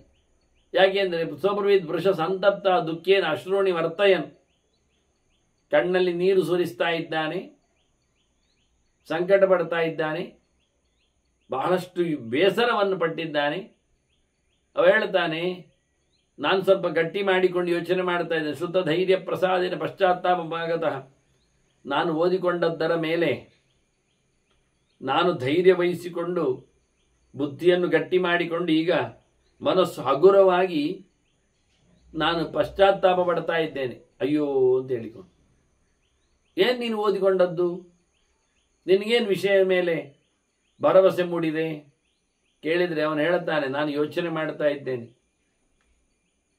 ಬಹಳಷ್ಟು. ನಾನೀಗ ನನ್ನ ಮನೆಗೆ ಹೋಗ್ಬೇಕು, ಆಶ್ರಮಕ್ಕೆ. ಆಶ್ರಮ ಸಂಪ್ರಾಪ್ತ ತ್ರಿದಶೇಷ ಪುರಂದರ. ಏನಾಯಿತು ಘಟನೆ? ನಮ್ಮ ಆಶ್ರಮಕ್ಕೆ 3 ಲೋಕದ ಒಡೆಯ ದೇವತೆಗಳ ಅರಸ ಇಂದ್ರ ಬಂದ ಅಲ್ವಾ? ಬಂದ, ಹೌದು. ಬರುವಾಗ ಹೇಗೆ ಬಂದವ? ಅತಿಥಿಯಾಗಿ ಬಂದ. ಅತಿಥಿ ವ್ರತಮಾಸ್ತಾಯ ಬ್ರಾಹ್ಮಣ್ಯಂ ರೂಪಮಾಸಿದ. ಬ್ರಾಹ್ಮಣ ವೇಷದಲ್ಲಿ ಬಂದಿದ್ದಾನೆ, ಅತಿಥಿಯಾಗಿ ಬಂದಿದ್ದಾನೆ. ನಾನು ಅವನನ್ನು ನೋಡಿದೆ. ಸಮಯ ಸಾಂತ್ವಿತ ವಾಗ್ವಿಹಿ ಸ್ವಾಗತೇನ ಅಭಿಭೂಜಿತ. ಓ ಬನ್ನಿರಿ ಅತಿಥಿಗಳು, ಮನೆಗೆ ಬಂದು ಹೋಗಿ. ವಿಷಯ ಏನು ಅಂದರೆ, ಬರ್ತಾ ಇದ್ದದ್ದು ನನಗೆ ಅಂತಲ್ಲ, ಬಂದ ಹೌದು, ಬಂದವನನ್ನು ನಾನೇ ಮಾತಾಡಿಸಿದ್ದು. ಬನ್ನಿರಿ ಆಶ್ರಮಕ್ಕೆ ಸ್ವಾಗತ ಅಂತ ಹೇಳಿ ಬಂದ್ಬಿಟ್ಟ. ಬಂದವನೇ ನಾನು ಅವನ ಹತ್ರ ಹೇಳಿದೆ, ಇದು ಅರ್ಘ್ಯ, ಇದು ನಿನಗೆ ಪಾದ್ಯ ಅಂತೇಳಿ ಅವನಿಗೆ ಕೈ ತೊಳಿಲಿಕ್ಕೆ ನೀರು ಕೊಟ್ಟೆ, ಕಾಲು ತೊಳಿಲಿಕ್ಕೆ ನೀರು ಹಾಕಿದೆ. ಯಥಾ ನ್ಯಾಯ ಮಯಾಚ ಪ್ರತಿಪಾದಿತ. ಅದೆಂಥದ್ದು ಮೊದಲು ಮಾರ ಅರ್ಘ್ಯ ಮತ್ತೆ ಪಾದ್ಯ? ಎಷ್ಟೋ ಜನರಿಗೆ ಇದು ಗೊತ್ತಿಲ್ಲ. ನಾನಿವತ್ತು ಹೇಳ್ತಾ ಇದ್ದೆ. ಅಂದರೆ ನಾನು ಪೂಜೆಯ ಕೆಲವು ರಹಸ್ಯಗಳನ್ನು ಹೇಳುವ ಕ್ರಮ ಇಲ್ಲ, ಆದರೆ ಇಲ್ಲಿ ಮಹಾಭಾರತದ ಪ್ರವಚನದ ಎಡೆಯಲ್ಲಿ ಹೇಳಬೇಕಾಯ್ತು. ಅರ್ಘ್ಯಂ ಪಾದ್ಯಂ ಯಥಾ ನ್ಯಾಯಂ ಮಯಾಚ ಪ್ರತಿಪಾದಿತ ಅಂತ ಹೇಳ್ತಾನೆ ಯೋಚನೆಯಲ್ಲಿ. ನಾನು ಅವನಿಗೆ ಅರ್ಘ್ಯ ಕೊಟ್ಟೆ, ಪಾದ್ಯ ಕೊಟ್ಟೆ. ಹಿಂದೆ ಮನೆಯಲ್ಲಿ ಹಿಂದಿನ ಕಾಲದಲ್ಲಿ, ಇವತ್ತು ನೀವು ಬಹಳ ಒಳಗೆ ಹಳ್ಳಿ ಹೋದರೆ ಆಗ್ತದೆ ನೋಡ್ಬೋದು, ಅಲ್ಲಿ ಹೊರಗೆ ಜಗಲಿಯಲ್ಲಿ ಪ್ರತಿಯೊಂದು ಮನೆಯಲ್ಲಿ ಹೊರಗೆ ಜಗಲಿ ಇರ್ತದೆ. ಹಿಂದಿನ ಕ್ರಮ, ಅದಕ್ಕೆ ಬಾಗಿಲೆಲ್ಲ ಇಲ್ಲ. ಜಗಲಿಯಲ್ಲಿ ಯಾರು ಬಂದು ಕೂತ್ಕೊಳ್ಳುವ. ಜಗಲಿಯ ಪಕ್ಕದಲ್ಲಿ ತುಳಸಿ ಕಟ್ಟೆ ಇರ್ತದೆ. ಹಾಗೆ ಕೆಲವರು ತುಳಸಿ ಕಟ್ಟೆಯಲ್ಲಿ 2 ತಂಬಿಗೆ ಇಡ್ತಾರೆ, ಇನ್ನು ಕೆಲವರು ಜಗಲಿಯಲ್ಲಿ ಇಟ್ಟಿರ್ತಾರೆ. 2 ತಂಬಿಕೆಯಲ್ಲಿ ನೀರು. ಯಾಕೆಂದರೆ ಒಂದು ಕೈ ತೊಳಿಲಿಕ್ಕೆ, ಒಂದು ಕಾಲು ತೊಳಿಲಿಕ್ಕೆ. ಅದೆಂಥದ್ದು, ಕಾಲು ತೊಳೆಯುವುದು ಮೊದಲ, ಕೈ ತೊಳೆಯುವುದು ಮೊದಲ ಅಂತ ಎಷ್ಟೋ ಜನ ಕನ್ಫ್ಯೂಸ್. ಅಂದರೆ ಪುಸ್ತಕಗಳಲ್ಲಿ ಎಲ್ಲದರಲ್ಲಿ ಹೆಚ್ಚಾಗಿ ಪಾದ್ಯ ಮೊದಲು, ಅರ್ಘ್ಯ ಮತ್ತೆ ಇರು. ಬಂದಾಗ ಕಾಲಿಗೆ ನೀರು ಹಾಕಿ ಮತ್ತೆ ಕೈ ತೊಳಿಲಿಕ್ಕೆ ನೀರು ಕೊಡಿ ಅಲ್ಲ. ಕಾಲು ತೊಳೆಯಲು ನೀರು ಕೊಟ್ಟಾಗ ನಾವು ಕಾಲಿಗೆ ನೀರು ಹಾಕುವುದಲ್ಲ, ಅವರೇ ಹಾಕ್ಕೊಳ್ಳುತ್ತಾರೆ. ಆದರೆ ಕಾಲಿಗೆ ನೀರು ಹಾಕುವ ಮುಂಚೆ ಮುಟ್ಟಬೇಕಾದ್ರೆ ಕೈ ತೊಳಬೇಕಲ್ಲ, ಅದಕ್ಕೆ ಮೊದಲು ಕೈ ತೊಳ್ಕೊಳ್ತಾರೆ. ಕೈ ತೊಳ್ಕೊಂಡು ಮತ್ತೆ ಕಾಲಿಗೆ ನೀರು ಹಾಕುವ ತಂಬಿಕೆ ಮುಟ್ಟಿ ಹಾಕೊಳ್ಳುವ ಕ್ರಮ. ಅದು 2 ಯಾಕೆ ಹೇಳಿದರೆ ಅದು 2 ಬೇರೆ. ಕೈ ತೊಳೆಯೋ ನೀರು ಬೇರೆ, ಕಾಲು ತೊಳೆಯೋ ನೀರು ಬೇರೆ. ಕೈ ತೊಳಿಲಿಕ್ಕೆ ಅವನು ಮುಟ್ಟಿಕೊಂಡ ಕೈಯಲ್ಲಿ ಕಾಲು ತೊಳೆಯೋ ನೀರನ್ನು ಮುಟ್ಟುವುದಿಲ್ಲ, ಅದಕ್ಕೋಸ್ಕರ ಕೈ ತೊಳ್ಕೊಂಡು ಬಂದಾಗ ಮೊದಲು ಕೈ ತೊಳ್ಕೊಳ್ಳಿ ಅಂತ ನೀರು ಹಾಕ್ಲಿಕ್ಕೆ, ಆ ನಂತರ ಕಾಲು ತೊಳ್ಕೊಳ್ಳಿಕ್ಕೆ ನೀರು ತೆಗೀರಿ ಮುಟ್ಟಿ ಅಂತ. ಎಷ್ಟು ಬೇಕಾದಷ್ಟು ಕಾಲು ತೊಳ್ಕೊಳ್ಬೋದು. ತುಂಬ ಕೆಸರು ಇರ್ತದೆ ಕೆಲವೊಮ್ಮೆ ಬಂದಾಗ, ದಾರಿ ಹಿಂದಿನದು ನಡ್ಕೊಂಡು ಬರಲಿಕ್ಕೆ ಇರುವಂಥದ್ದು, ಅದನ್ನು ತೊಳ್ಕೊಳ್ಳಿಕ್ಕೆ ಉಂಟು. ಆಗ ಪಾದ್ಯ ಭಾರಿ ಗರ್ಜಿನತ್ತು, ಕೈ ಅಷ್ಟು ಗಲೀಜಲ್ಲ. ಕೈ ಹೊರಗಿನಿಂದ ಬಂದಾಗ ಯಾವುದೇ ಮುಟ್ಟುವ ಮುಂಚೆ ಕೈ ತೊಳ್ಕೊಳ್ಬೇಕೆನ್ನುವುದು ಪದ್ಧತಿ. ಅದು ಕೊರೋನಾ ಬಂದಾಗ ಅರ್ಥ ಆಯಿತು. ಆಗ ಅವರಿಗೆಲ್ಲ ಮುಟ್ಟಿಕೊಳ್ಳಿಕ್ಕೆಲ್ಲ ಮದ್ದು ಮಾಯ ಎಲ್ಲ ಬೇಕಾಯಿತು. ಹಿಂದೆ ಮಾಡಿಕೊಂಡಿದ್ದಾರೆ. ಮೊದಲಿಗೆ ಕೈ ಒಂದು ತೊಳೆಯುವುದು, 2 ಕೈ ಚೆನ್ನಾಗಿ ಕೈ ತೊಳೆಯುವುದರಿಂದ ಗಂಟಿನವರೆಗೆ, ಕೈ ಗಂಟಿನವರೆಗೆ ತೊಳ್ಕೊಳ್ಳಿಕ್ಕೆ ಕೈ. ಆನಂತರ ಕಾಲು ತೊಳೆಯುವುದರಿಂದ ಕಾಲು ಗಂಟಿನವರೆಗೆ ತೊಳಿಲಿಕ್ಕೆ. ಮತ್ತೆ ಹಾಗೆ ಬಹಳ ಚಂದವಾಗಿ ನಾನು ಅವನಿಗೆ ಅರ್ಘ್ಯ ಕೊಟ್ಟೆ, ಪಾದ್ಯ ಕೊಟ್ಟೆ. ಮತ್ತೆಂತ ಇಲ್ಲ ನನ್ನ ಹತ್ರ ಕೊಡಲಿಕ್ಕೆ. ನಾನಿಂದ ಹೇಳಿಬಿಟ್ಟೆ, ನಾನು ಏನು ಕೊಡುವವನಲ್ಲ, ಅಸ್ವತಂತ್ರ, ನನ್ನಲ್ಲಿ ಏನಿಲ್ಲ, ಪರವಾನಸ್, ಎಂತ ಮಾಡೋದು ಅಂತ ಹೇಳಿಕೊಂಡಿ. ಪ್ರಣಯಿಷ್ಯತಿ ತೇನಚ್ಚ, ಅದರಿಂದ ಅವನು ನನ್ನ ಮೇಲೆ ಇಷ್ಟಪಟ್ಟುತ್ತಾನೆ ಅಂತ ತಿಳ್ಕೊಂಡೆ. ಪರವಾಗಿಲ್ಲ, ಋಷಿಗಳು ಖುಷಿಯಲ್ಲಿ ಇರ್ತಾರೆ ಹೇಳಿಕೊಂಡು ನನ್ನ ಮೇಲೆ ಅವನಿಗೆ ಬಹಳಷ್ಟು ಭರವಸೆ ಉಂಟು ಅಂತ ತಿಳ್ಕೊಂಡೆ. ಹಾಗಾಗಿ ನಾನು ಹೇಳಿಕೊಂಡೆ, ಎಂತ ಮಾಡಲಿ, ನಿನ್ನ ಭೃತ್ಯ ಇದ್ದೇನೆ, ನಾವೆಲ್ಲ ಬ್ರಾಹ್ಮಣರ ಸೇವೆ ಮಾಡುವವರು, ಅತಿಥಿ ನಮಗೆ ನೀವು ಬಂದಿದ್ದೀಯಾ, ನಮ್ಮಲ್ಲಿ ಏನಿಲ್ಲ, ಇದೇ ಉಪಚಾರ ಅಂತ ಹೇಳಿಕೊಂಡಾಗಿ ಆಯಿತು. ಆಯಿತು, ಅವನಷ್ಟೇ ಆಯಿತು ತಿಳ್ಕೊಂಡ, ಆಯ್ಗೆ ಹೋಗಲಿ ಅಂತ ಬಿಟ್ಟ. ನಾನು ಬಿಟ್ಟೆ. ಅವನು ಇವಳನ್ನು ನೋಡಿ ನಾನು ಹೊರಟಾಗ ನನ್ನಾಗಿ ಮಾಡಿಕೊಂಡು ವೇಷ ಮಾಡಿಕೊಂಡು ಹೊತ್ಕೊಂಡ. ಇದು ಯಾರ ತಪ್ಪು? ಏನು ತಪ್ಪಾಯ್ತು? ನಾನೇ ಅವನಿಗೆ ಅತಿಥಿ ಹೇಳಿ ನಮ್ಮಲ್ಲಿ ಏನು ಇಲ್ಲ, ಎಲ್ಲ ನಿಮ್ಮದೇ ಅಂತ ಹೇಳಿಬಿಟ್ಟಿವೆ. ಎಲ್ಲ ಕಡೆ ಹೇಳೋರು ಉಂಟು ಕೆಲವು, ಇದು ನಿಮ್ಮದೇ ಮನೆಯಿಂದ ತಿಳ್ಕೊಂಡು ನೀವು ಇಲ್ಲಿ ಆರಾಮಾಗಿರಿ ಅಂತ. ಅದನ್ನು ಗಟ್ಟಿ ಮಾಡಿ ಕೂತ್ಕೊಳ್ಳಿ, ಅದು ಔಪಚಾರಿಕ ವಾಕ್ಯಗಳು ಕೆಲವೊಮ್ಮೆ. ಇದು ನಿಮ್ಮದೇ ಮನೆ ಅಂತ ಹೇಳಿದ್ರೆ ಏನು ಅರ್ಥ ಆಯಿತು? ಹೆಂಡತಿ ನನ್ನದೇ ಆಯ್ತಲ್ಲ ಮತ್ತೆ ಅಂತ. ಈ ನಹುಷನಿಗೆ ಮಾಡಿದ್ದೇನೆ, ಎದುರು ಮಾಡಲಿಲ್ಲ ನಹುಷನಿಗೆ. ಅಲ್ಲಿ ಅರಸೊತ್ತಿಗೆ ಸ್ವರ್ಗಾಧಿಪತ್ಯ, ಇಂದ್ರನಿಗೇನೋ ದೋಷ ಬಂತು ಅಂತ ಹೊರಟೋದಾಗ ಅವನು ಅವಿತು ಕೂತಾಗ ಸ್ವರ್ಗದಲ್ಲಿ ಯಾರಿಲ್ಲ ಹೇಳಿಕೊಂಡು ಅವರಲ್ಲಿ ಯಾರು ಕೂತ್ಕೊಳ್ಳಿಲ್ಲ ನೋಡಿ, ಅಭ್ಯಾಸ ಇದ್ದವರು. ಅಗ್ನಿ, ವರುಣ, ವಾಯು ಇವರೆಲ್ಲ ಇರಲಿಲ್ವ, ಚಂದ್ರ, ಯಾರು ಕೂತ್ಕೊಳ್ಳಿಲ್ಲ ಹೋಗಿ. ಸ್ವರ್ಗದ ಒಡೆತನ ಯಾರಿಗೆ ಬೇಡ? ಈಗ ಇನ್ನೊಬ್ಬ ಅಂತ ಯಾರಾದರೂ ಬೇಕಲ್ಲ, ಒಂದು ಸ್ಟೆಪಿನಿ ಅಭ್ಯಂತರದಲ್ಲಿ ಒಬ್ಬ ನಂತರದ ವಯಸ್ಸು ಅಂತ ಒಂದು ಇರ್ತದಲ್ಲ, ಎಲ್ಲಿ ಉಂಟೀಗ? ಸ್ವರ್ಗದಲ್ಲಿ ಇಂದ್ರ ಇಲ್ಲದೇ ಇದ್ರೆ, ರಜೆ ಹಾಕಿದ್ರೆ, ಹುಷಾರಿಲ್ಲ ಹೇಳಿ ಬಾರದೇ ಇದ್ರೆ ದರ್ಬಾರ್ ನಡೆಸುವವರು ಯಾರದೊಂದು ಬೇಕಲ್ಲ. ಉಪೇಂದ್ರ ಅಂತ ಒಂದು, ಉಪೇಂದ್ರ ಅಂದರೆ ದೇವರದು ಬಿಡಿ ಇದ್ದಾನೆ, ಅವನೇನು ಇಂದ್ರನ ಕೂತ್ಕೊಳ್ಳೋದಿಲ್ಲ, ಹೆಸರು ಮಾತ್ರ ಆಗಿ ಅವನಿಗೆ. ಎಲ್ಲ ಕಾಲದಲ್ಲಿ ಇಂದ್ರನ ರಕ್ಷಣೆಯಲ್ಲಿ ದೇವರ ರೂಪ ಹೊಂದಿರ್ತದೆ ಉಪೇಂದ್ರ ಅಂತ. ಆದರೆ ಅವನು ಇಂದ್ರನ ಬದಲಿಗೆ ಹೋಗಿ ಕೂತ್ಕೊಳ್ಳೋದಿಲ್ಲ. ಈಗ ಇಂದ್ರನ ಖಾಲಿ ಆಯಿತು ಜಾಗ ಅಂತ ಹೇಳಿಕೊಂಡು ನಹುಷನನ್ನು ಹಾಕ್ಲಿಲ್ವಾ? ನಹುಷ ಏನು ಮಾಡಿದ? ಎಂತಾದ್ರೂ ಬೇಕು ಅಂದ, ಎಲ್ಲ ನಿಂಗೆ ಪವರ್ ಬರಲಿ ಅಂದರು. ಕೊನೆಗೆ ನನಗೆ ಶಚಿ ಬರಲಿ ಅಂತಾನೆ. ಅವನು ಇಂದ್ರನಾದರೆ, ಇಂದ್ರ ಪದವಿಯಲ್ಲಿ ಆಳ್ಲಿ ಕೂತ್ರೆ ಸಹಜವಾಗಿ ಇಂದ್ರ ಹೆಂಡತಿಯನ್ನು ಕರೆಯುವುದ? ಅವನ ಹೆಂಡತಿಯನ್ನು ಕರಿಬಾರ್ದು ಅವನಿಗೆ. ನನ್ನ ಹೆಂಡತಿ ಬರಲಿ ಹೇಳಿದ್ರೆ ಆಯ್ತಪ್ಪ, ಶಚಿ ಸ್ಥಾನದಲ್ಲಿ ಅವನ ಹೆಂಡತಿ ಬರಬೇಕಲ್ವಾ? ಎಂತ ಒಂದು ಲೆಕ್ಕಾಚಾರವೇ ತಪ್ತದೆ ಅಂತ ಆಶ್ಚರ್ಯ ಅಲ್ಲ. ನಹುಷ ಇಂದ್ರನಾದ, ಹಾಗಾದ್ರೆ ಅವನ ಹೆಂಡತಿ ಇಂದ್ರಾಣಿ ಆಗ್ತಾಳಲ್ವಾ? ಅಷ್ಟೇ ತಾನೇ? ಅದು ತಪ್ಪಿಸಿ ಬಿಟ್ಟಿವ, ನನಗೆ ಬಿಟ್ಟು ಹೋದ ಇಂದ್ರನ ಹೆಂಡತಿ ಬರಲಿ ಅಂತ ನಾಚಿಕೆ ಅಲ್ವಾ? ಇದು ಉಪಚಾರ ಜಾಸ್ತಿ ಆಯ್ತು ಅವನಿಗೆ ಕೊಟ್ಟದ್ದು. ನಾವು ಸ್ವರ್ಗಲೋಕ ನಿನ್ನದು ಅಂತ ಹೇಳಿದ್ದಕ್ಕವ ಸ್ವರ್ಗಲೋಕದಲ್ಲಿ ಎಲ್ಲವೂ ತನ್ನದು ಮಾಡಿಕೊಳ್ಳಿಕ್ಕೆ ನೋಡಿದ್ದು. ಓಡಿ ಹೋದ ಇಂದ್ರನ ಹೆಂಡತಿ ನನಗಾಯ್ತು ಅಂದ್ಬಿಟ್ಟವ. ನಮ್ಮ ಉಪಚಾರದ ಮಾತುಗಳು ಕೆಲವೊಮ್ಮೆ ಹೀಗೆ ಜೋರಾಗುವುದುಂಟು. ಅದನ್ನು ಸ್ವಲ್ಪ ಜೋಕಿಯಾಗಿ ಹೇಳಬೇಕು. ನಾವು ತಮಾಷೆಯಾಗಿ ಹೇಳುವುದನ್ನಾದರೂ ಅದು ಸರಿಯಾಗಿ ಹೇಳಬೇಕಾಗ್ತದೆ. ಅದು ಹೇಳಿದ ನಾನು ಹೇಳಿಬಿಟ್ಟೆ, ನನಗೆ ನನ್ನದೇನಿಲ್ಲಪ್ಪ ಎಲ್ಲ ನಿನ್ನದೇ ಅಂತ ಹೇಳಿದೆ, ಎಲ್ಲ ನಿಮ್ಮ ಅಡಿಯಾಳುಗಳು ನಾವು ಅತಿಥಿಗಳು ಹೇಳಿದ ಹಾಗೆ ಅಂದೆವು, ಅತಿಥಿ ನಮಗೆ ದೇವರಿದ್ದಾಗ ಹೇಳಿದೆವು. ಅವ ನನ್ನ ಹೆಂಡತಿಯನ್ನೇ ಮುಟ್ಟಿಬಿಟ್ಟ, ಎಂತ ಮಾಡಿದೀಗ ಯೋಚನೆ ಮಾಡ. ಅತ್ರ ಕುಶಲೇ ಜಾತೆ ಸ್ತ್ರೀಯ ನಾಸ್ತಿ ವ್ಯತಿಕ್ರಮ. ಇದರಲ್ಲಿ ನನ್ನ ಹೆಂಡತಿ ತಪ್ಪುಂಟಾ? ಇಲ್ಲ. ಅಲ್ಲಿ ನಡೆದ ಘಟನೆ ಇನ್ನೂ ಚೂರು ಚೆನ್ನಾಗಿದೆ ಏನು ಅಂದರೆ, ಪುರಾಣಗಳು ಮಾತಾಡ್ತಾವೆ ಕೆಲವೊಮ್ಮೆ, ಅವಳು ಮೀತಾ ಇದ್ಲು, ಅಲ್ಲೇ ಪಕ್ಕದಲ್ಲಿ ನಾಚಿ ಮೀವಾಗಿ ಯಾರೇನು ಪೂರ ದೊಡ್ಡ ಮಟ್ಟಿನ ಹೊದಿಕೆ ಎಲ್ಲ ಹಾಕೊಂಡೇನು ಮೀಯುವುದಿಲ್ಲ, ಅದು ಗೊತ್ತು ನಮಗೆ, ಸಣ್ಣ ಬಟ್ಟೆಗಳೇ ಇರ್ತಾರೆ. ಇವ ಅವಳ ಮೈಯನ್ನು ನೋಡಿದ ಇಂದ್ರ, ಹೀಗಾಗಿ ಮಾತಾಡಿಸಿ ಬಿಟ್ಟ. ಮತ್ತೆ ಚೆಲವಾದ ಮೈಗೆ ಇನ್ನೊಂದು ಶಬ್ದ ಹೇಳಲಿಯ, ಅವಳ ಹೆಸರು ಅಹಲ್ಯ ಅಂತ. ಅಹಲ್ಯ ಅಂದರೆ ಇನ್ನೂ ಭೂಮಿಯನ್ನು ಉಳಲಿಲ್ಲ ಅಂತ ಅರ್ಥ. ಹಲ್ಯ ಅಂದರೆ ಹಲಯೋಗ್ಯ ಅಂತ. ಹಲ ಅಂದರೆ ನೇಗಿಲು, ನೇಗಿಲು ಹಾಯಸದ ನೆಲ ಅಂತ, ಅಂದರೆ ಕೃಷಿ ಮಾಡದ ನೆಲ. ಅದರಲ್ಲಿ ಕೃಷಿ ಮಾಡಬೇಕು, ಕೃಷಿ ಯೋಗ್ಯ ಭೂಮಿ ಅದು. ಆದರೆ ಇವತ್ತು ಯಾರು ಕೃಷಿ ಮಾಡಿಲ್ಲ, ಅದಕ್ಕೆ ಇವನೇ ಕೃಷಿ ಮಾಡಿಬಿಟ್ಟ, ಮುಗಿದೋಯ್ತಾ. ಅಹಲ್ಯನ್ನು ನೋಡಿದ, ನಾನಾಯಿತು ಅಂದ, ಗೌತಮರ ಅತಿಥಿ ಅಂತ ಕರೆದಿದ್ದಾನೆ ಹೇಳಿದ, ಇದೆಲ್ಲ ತಮ್ಮದೇ ಅಂತ ಹೇಳಿಬಿಟ್ಟ, ಸ್ವೀಕರಿಸಿ ಬಿಟ್ಟಿವ.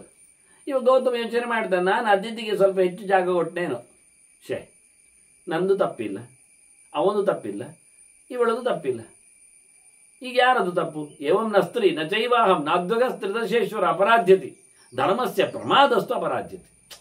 ಇಲ್ಲಿ ಎಂತ ಗೊತ್ತುಂಟು, ಎಡವಟ್ಟಾದದ್ದು ನಮ್ಮ ತಲೆ ಹಾಳಾತು, ಪ್ರಮಾದ ಎಂಥದ್ದು ಆಗಿ ಹೋದದ್ದು. ಬಂದವ ಅತಿಥಿ ತಪ್ಪಲ್ಲ. ನೋಡ್ಲಿಕ್ಕೆ ಹೋದ್ರೆ ಇವಳಿಗೆ ಗೊತ್ತಾಯಿತು, ಯಾವುದೇ ಹೆಣ್ಣಿಗೆ ತನ್ನ ಗಂಡ ಯಾರು ಅಲ್ಲ ಅಂತ ಗೊತ್ತಾಗತ್ತೆ. ಎಷ್ಟು ವೇಷ ಹಾಕ್ಕೊಂಡು ಬಂದರು, ಬಹಳಷ್ಟು ಆಗಿಕೊಂಡ್ರು, ಅದೊಂದು ಯಾವುದೋ ಒಂದು ಕೆಲವು ಆಕ್ಷನ್ಗಳಲ್ಲಿ, ಕ್ರಿಯೆಗಳಲ್ಲಿ ಇದು ಅಲ್ಲಲ್ಲ ಅನ್ನಿಸ್ತದೆ. ಅಷ್ಟು ಮೈ ಮರೆತರು, ಎಚ್ಚರ ತಪ್ಪಿದ್ರು ಎಲ್ಲೇ ಒಂದು ಕಡೆ ಎಚ್ಚರ ಆಗ್ತದೆ. ಆದ್ದರಿಂದ ಇವಳು ದೇವರಾಜ ಕುತೂಹಲ ತಂತಾನೆ ವಾಲ್ಮೀಕಿ ಹೇಳುವಾಗ, ಇದು ಇಂದ್ರ ಅಂತ ಗೊತ್ತಾಯಿತು, ನಾನು ಇಂದ್ರ ಅಂತಾನೆ ಅವನು ಹೇಳ್ತಾನೆ, ನಾನು ಇಂದ್ರ ಅಂತ. ಆದ್ರಿಂದ ಮುಟ್ಟೆ ಆಯಿತು, ಆಯ್ತಲ್ಲ, ಇಂದ್ರನದ್ದಾದರೆ ಹೇಗಿರುತ್ತದೆ? ಒಂದು ಸಾಮರ್ಥ್ಯ ವಿಶೇಷ, ಖಾಲಿ ಋಷಿಗಳಿಗಿಂತ ದೇವತೆಗಳಲ್ಲಿ ಏನೋ ಒಂದು ಅಂತ ಯೋಚನೆ ಮಾಡಿಕೊಂಡು ಈಕೆ ತನ್ನನ್ನು ಸಮರ್ಪಿಸಿಕೊಂಡ್ಳು. ಮತ್ತೆ ಅಲ್ಲ, ದೇವತೆಗಳು ದೇಹದೊಳಗಿಲ್ವ, ಇದ್ದಾರೆ. ಮತ್ತೆ ವ್ಯಭಿಚಾರ ನಿರಂತರ ಆಗ್ತದೆ. ಮತ್ತೆ ವಿಶೇಷ ಒಂದು ಹೊರಗಿನಿಂದೇನು ಕತೆ, ಅದು ಸತ್ಯವೇ. ಹಾಗಾಗಿ ಅಲ್ಲಿ ಹೊರಗಿನಿಂದಲ್ಲ ಒಳಗಿನಿಂದಲೂ ಮನಸ್ಸಿನ ಅಭಿಮಾನಿಯಾಗಿ ಇಂದ್ರ ಇದ್ದಾನಲ್ಲ, ಸ್ಕಂದೇಂದ್ರೋ ಮನೋಚ್ಯತೆ, ಅವನೇ ಮನಸ್ಸನ್ನು ಬಿಚ್ಚಿದವ. ಅಲ್ಲಿಯ ಗಟ್ಟಿ ಮನಸ್ಸನ್ನು ಹದಗೊಳಿಸಿದವನೇ ಒಳಗಿನ ಇಂದ್ರ. ಮತ್ತೆ ಹೊರಗಿನ ಇಂದ್ರನ ಕತೆ ಏನು ಹೇಳುವ ನಾವು? ಅದರಿಂದ ಗೌತಮ ಪೂರ ಬಿಟ್ಟುಕೊಟ್ಟ, ನನ್ನದಲ್ಲ ಇದು ತಪ್ಪು ಅಂತ. ಹೆಣ್ಣಿನ ತಪ್ಪು ಅಲ್ಲ ಇದು, ಇದು ಇಂದ್ರನ ತಪ್ಪು ಅಲ್ಲ, ಇದು ಸನ್ನಿವೇಶ ಆಗಿ ಹೋದತ್ತು, ಆಗ್ತದೆ, ಆಗಿದೆ. ಮತ್ತು ಇದರಲ್ಲಿ ಆದದ್ದೇನು ಕೇಳಿದರೆ ನನ್ನದೇ ಮೋಸ ಅಂತಾನೆ. ಎಂಥದ್ದು ಮೋಸ? ಏನಾಯಿತು? ನನಗೆ ಹೊಟ್ಟೆ ಇಚ್ಚುವಂತಲ್ಲ, ಆ ಹೆಣ್ಣು ಅವನನ್ನು ಮುಟ್ಟಿದ್ದು, ಅವನು ಆ ಹೆಣ್ಣನ್ನು ಮುಟ್ಟಿದೆ ಹೇಳಿ ನಾನು ಅವನನ್ನು ಸಾಯಿಸಿ ಹೇಳುದ? ಓ, ಅಪರಾಧ ಆದದ್ದು ಇಲ್ಲೀಗ. ನಾನು ಗಡಿಬಿಡಿ ಮಾಡಿದೆ. ಈರ್ಷ್ಯಾಜಂ ವ್ಯಸನಂ ಪ್ರಾಹು ತೇನ ಚೈವ ಊರ್ಧ್ವರೇತ ಸಹ ಈರ್ಷಯ ಅಹಂ ಆಕ್ಷಿಪ್ತ ಮಗ್ನೋ ದುಷ್ಕೃತ ಸಾಗರೆ. ಈಗ ನಾನು ಏನೋ ಒಂದು ಜಲಸ್ ಅಂತೇವಲ್ಲ, ಹೊಟ್ಟೆಯಲ್ಲಿ ಏನೋ ಒಂದು ತಳಮಳಾಯಿತು. ನನ್ನ ಹುಡುಗಿ, ನನ್ನ ಹೆಂಡತಿ ಅವನು ಮುಟ್ಟಿಬಿಟ್ಟ, ಹಾಳಾಗಿ ಹೋದ್ಲಿ, ಸಾಯಿಸಿ ಬಿಡಿಯೋಳನ್ನು ಹೇಳಿಬಿಟ್ಟಿದೆ. ಇದು ಚೆನ್ನಾಗಿಲ್ಲ. ಅವನ ಮೇಲೆ ಗರ್ವ ಮಾಡ್ಲಿಕ್ಕೆ ಆಗ್ತದ? ಇಲ್ಲ, ಅವನಿಂದ ಅವನಿಗೆ ಎಂತ ಮಾಡ್ಲಿಕ್ಕೆ ಬರೋದಿಲ್ಲ. ಅದನ್ನು ಏನು ಮಾಡಿದೆ? ನಾನು ಹೆಂಡತಿ ಹಾಳಾಯಿತು ಅಂತ ತಿಳ್ಕೊಂಡೆ. ನನಗಿಲ್ಲಾಗಿ ಹೋಯ್ತಲ್ಲ, ಅವನಿಗಿಲ್ಲಾಗಿ ಹೋಗಲಿ, ಇನ್ಯಾರಿಗೂ ಬೇಡ ಹೇಳಿಕೊಡು. ಇದುಂಟಲ್ಲ, ಇದು ವಿಚಿತ್ರ ವಿಷಯ. ಅಂದರೆ ಅಲ್ಲಿ ನೋಡಿ, ದೇವಯಾನಿ ಬಹಳ ಗಲಾಟೆ ಆಗಿಕೊಂಡು ಕಚನಿಂದ ಮತ್ತೆ ಯಾತಿಯನ್ನು ಮದುವೆ ಆದ. ಇವಳು ಕೆಲಸದವಳು ಹೇಳಿಕೊಂಡು ಶರ್ಮಿಷ್ಠೆಯನ್ನು ಇಟ್ಟುಕೊಂಡು, ಕೊನೆಗೆ ಶರ್ಮಿಷ್ಠೆಗೂ ಮಗುವಾಯಿತು, ದೇವಯಾನಿಗೂ ಮಗುವಾಯಿತು. ಗೊತ್ತಾಯ್ತು ಅವಳಿಗೆ ಶರ್ಮಿಷ್ಠೆ ಯಾತಿ ಜೊತೆಯಲ್ಲಿದ್ದಾಳೆ ಅಂತೇಳಿ ಒಂದು ರಂಪಾಟ ಮಾಡಿ ಏನು ಹೇಳ್ತಾಳೆ ಅವಳು ಕೊನೆಗೆ ದೇವಯಾನಿ, ನೀನು ಯಾರನ್ನು ಬೇಕಾದರೂ ಹುಡುಗಿಯನ್ನು ಇಟ್ಟುಕೋ, ಶರ್ಮಿಷ್ಠೆಯನ್ನು ಮಾತ್ರ ಮುಟ್ಟಬೇಡ ಅಂತಾಳೆ. ಇದು ಈರ್ಷಿ. ಅಂದರೆ ಮೊದಲಿಂದ ಅವಳು ನನ್ನ ಪಕ್ಕದಲ್ಲಿದ್ದಾಳೆ, ನಾನು ರಾಜನ ಮಗಳು, ನೀನು ಕೆಲಸದ ಮಗಳು ಅಂತ ಹೇಳಿಕೊಂಡಿದ್ದಾಳೆ. ಇವತ್ತಿನವರೆಗೆ ಅದನ್ನೇ ಗಂಟು ಹಾಕಿಕೊಂಡು ದೇವಯಾನಿ ಕೊನೆಗೆ ಹೇಳಿದ್ದು ಸುಮಾರು ಜನರಲ್ಲಿ ಅತಿ ಸಂತೋಷವನ್ನು ಪಟ್ಟಿದ್ದಾಗಲೇ ಅದನ್ನು ಮತ್ತೆ ಗಟ್ಟಿ ಮಾಡಿ ಹೇಳ್ತಾನೆ, ನೀನು ಯಾರ ಜೊತೆಯಲ್ಲಿ ಆದರೂ ಮಲಗು, ಶರ್ಮಿಷ್ಠೆಯನ್ನು ಮಾತ್ರ ಮಂಚಕ್ಕೆ ಕರಿಬೇಡ ಅಂತ. ತನ್ನಪ್ಪ ಹೇಳಿದ ಶುಕ್ರಾಚಾರ್ಯ ಮಾತನ್ನೇ ಮತ್ತೆ ಹೇಳ್ದೆ. ಇದೇ ಒಂದು ರೀತಿಯ ಈರ್ಷ್ಯೆಯ ಕತೆ. ಹಾಗಾಗಿ ನಾನು ಹಾಗೆ ಮಾಡಿಕೊಂಡೆ. ನನ್ನ ಹೆಂಡತಿ ಇನ್ನೊಬ್ಬರ ಜೊತೆಯಲ್ಲಿ ಲಲ್ಲೆಗೊಳ್ಳೆಗಲು, ಅವಳು ಇನ್ನು ಬೇಡ, ಇನ್ನು ಯಾರಿಗೂ ಬೇಡ, ನನಗಲ್ಲದ್ದು ಹೇಳಿಕೊಳ್ಳುವ ಮೂಲಕ ಅವಳ ಸಾವಿಗೆ ನಾನು ಕಾರಣನಾದೆ. ಈಗ ಅದು ಯಾರ ತಪ್ಪಾಗಲಿಲ್ಲ, ಈಗ ನನಗೆ ಹೆಂಡತಿ ಇರಲಿ ಅಂತ ಕಾಣುತ್ತದೆ ಅಂತ ಹೇಳಿ ಯೋಚನೆಯಲ್ಲಿ ಅಳತಾ ಇದ್ದಾನೆ ಗೌತಮ. ಇನ್ನೂ ಅವನ ಅಳು ತಗ್ಗಲಿಲ್ಲ. ಅದರ ಬಗ್ಗೆ ಮುಂದುವರಿಕೆ ಮತ್ತೆ ನೋಡುವ. ವಂದನೆಗಳೊಂದಿಗೆ ಶ್ರೀಕೃಷ್ಣ ಅರ್ಪಣಸ್ತು. ನಾರಾಯಣ ನಾರಾಯಣ.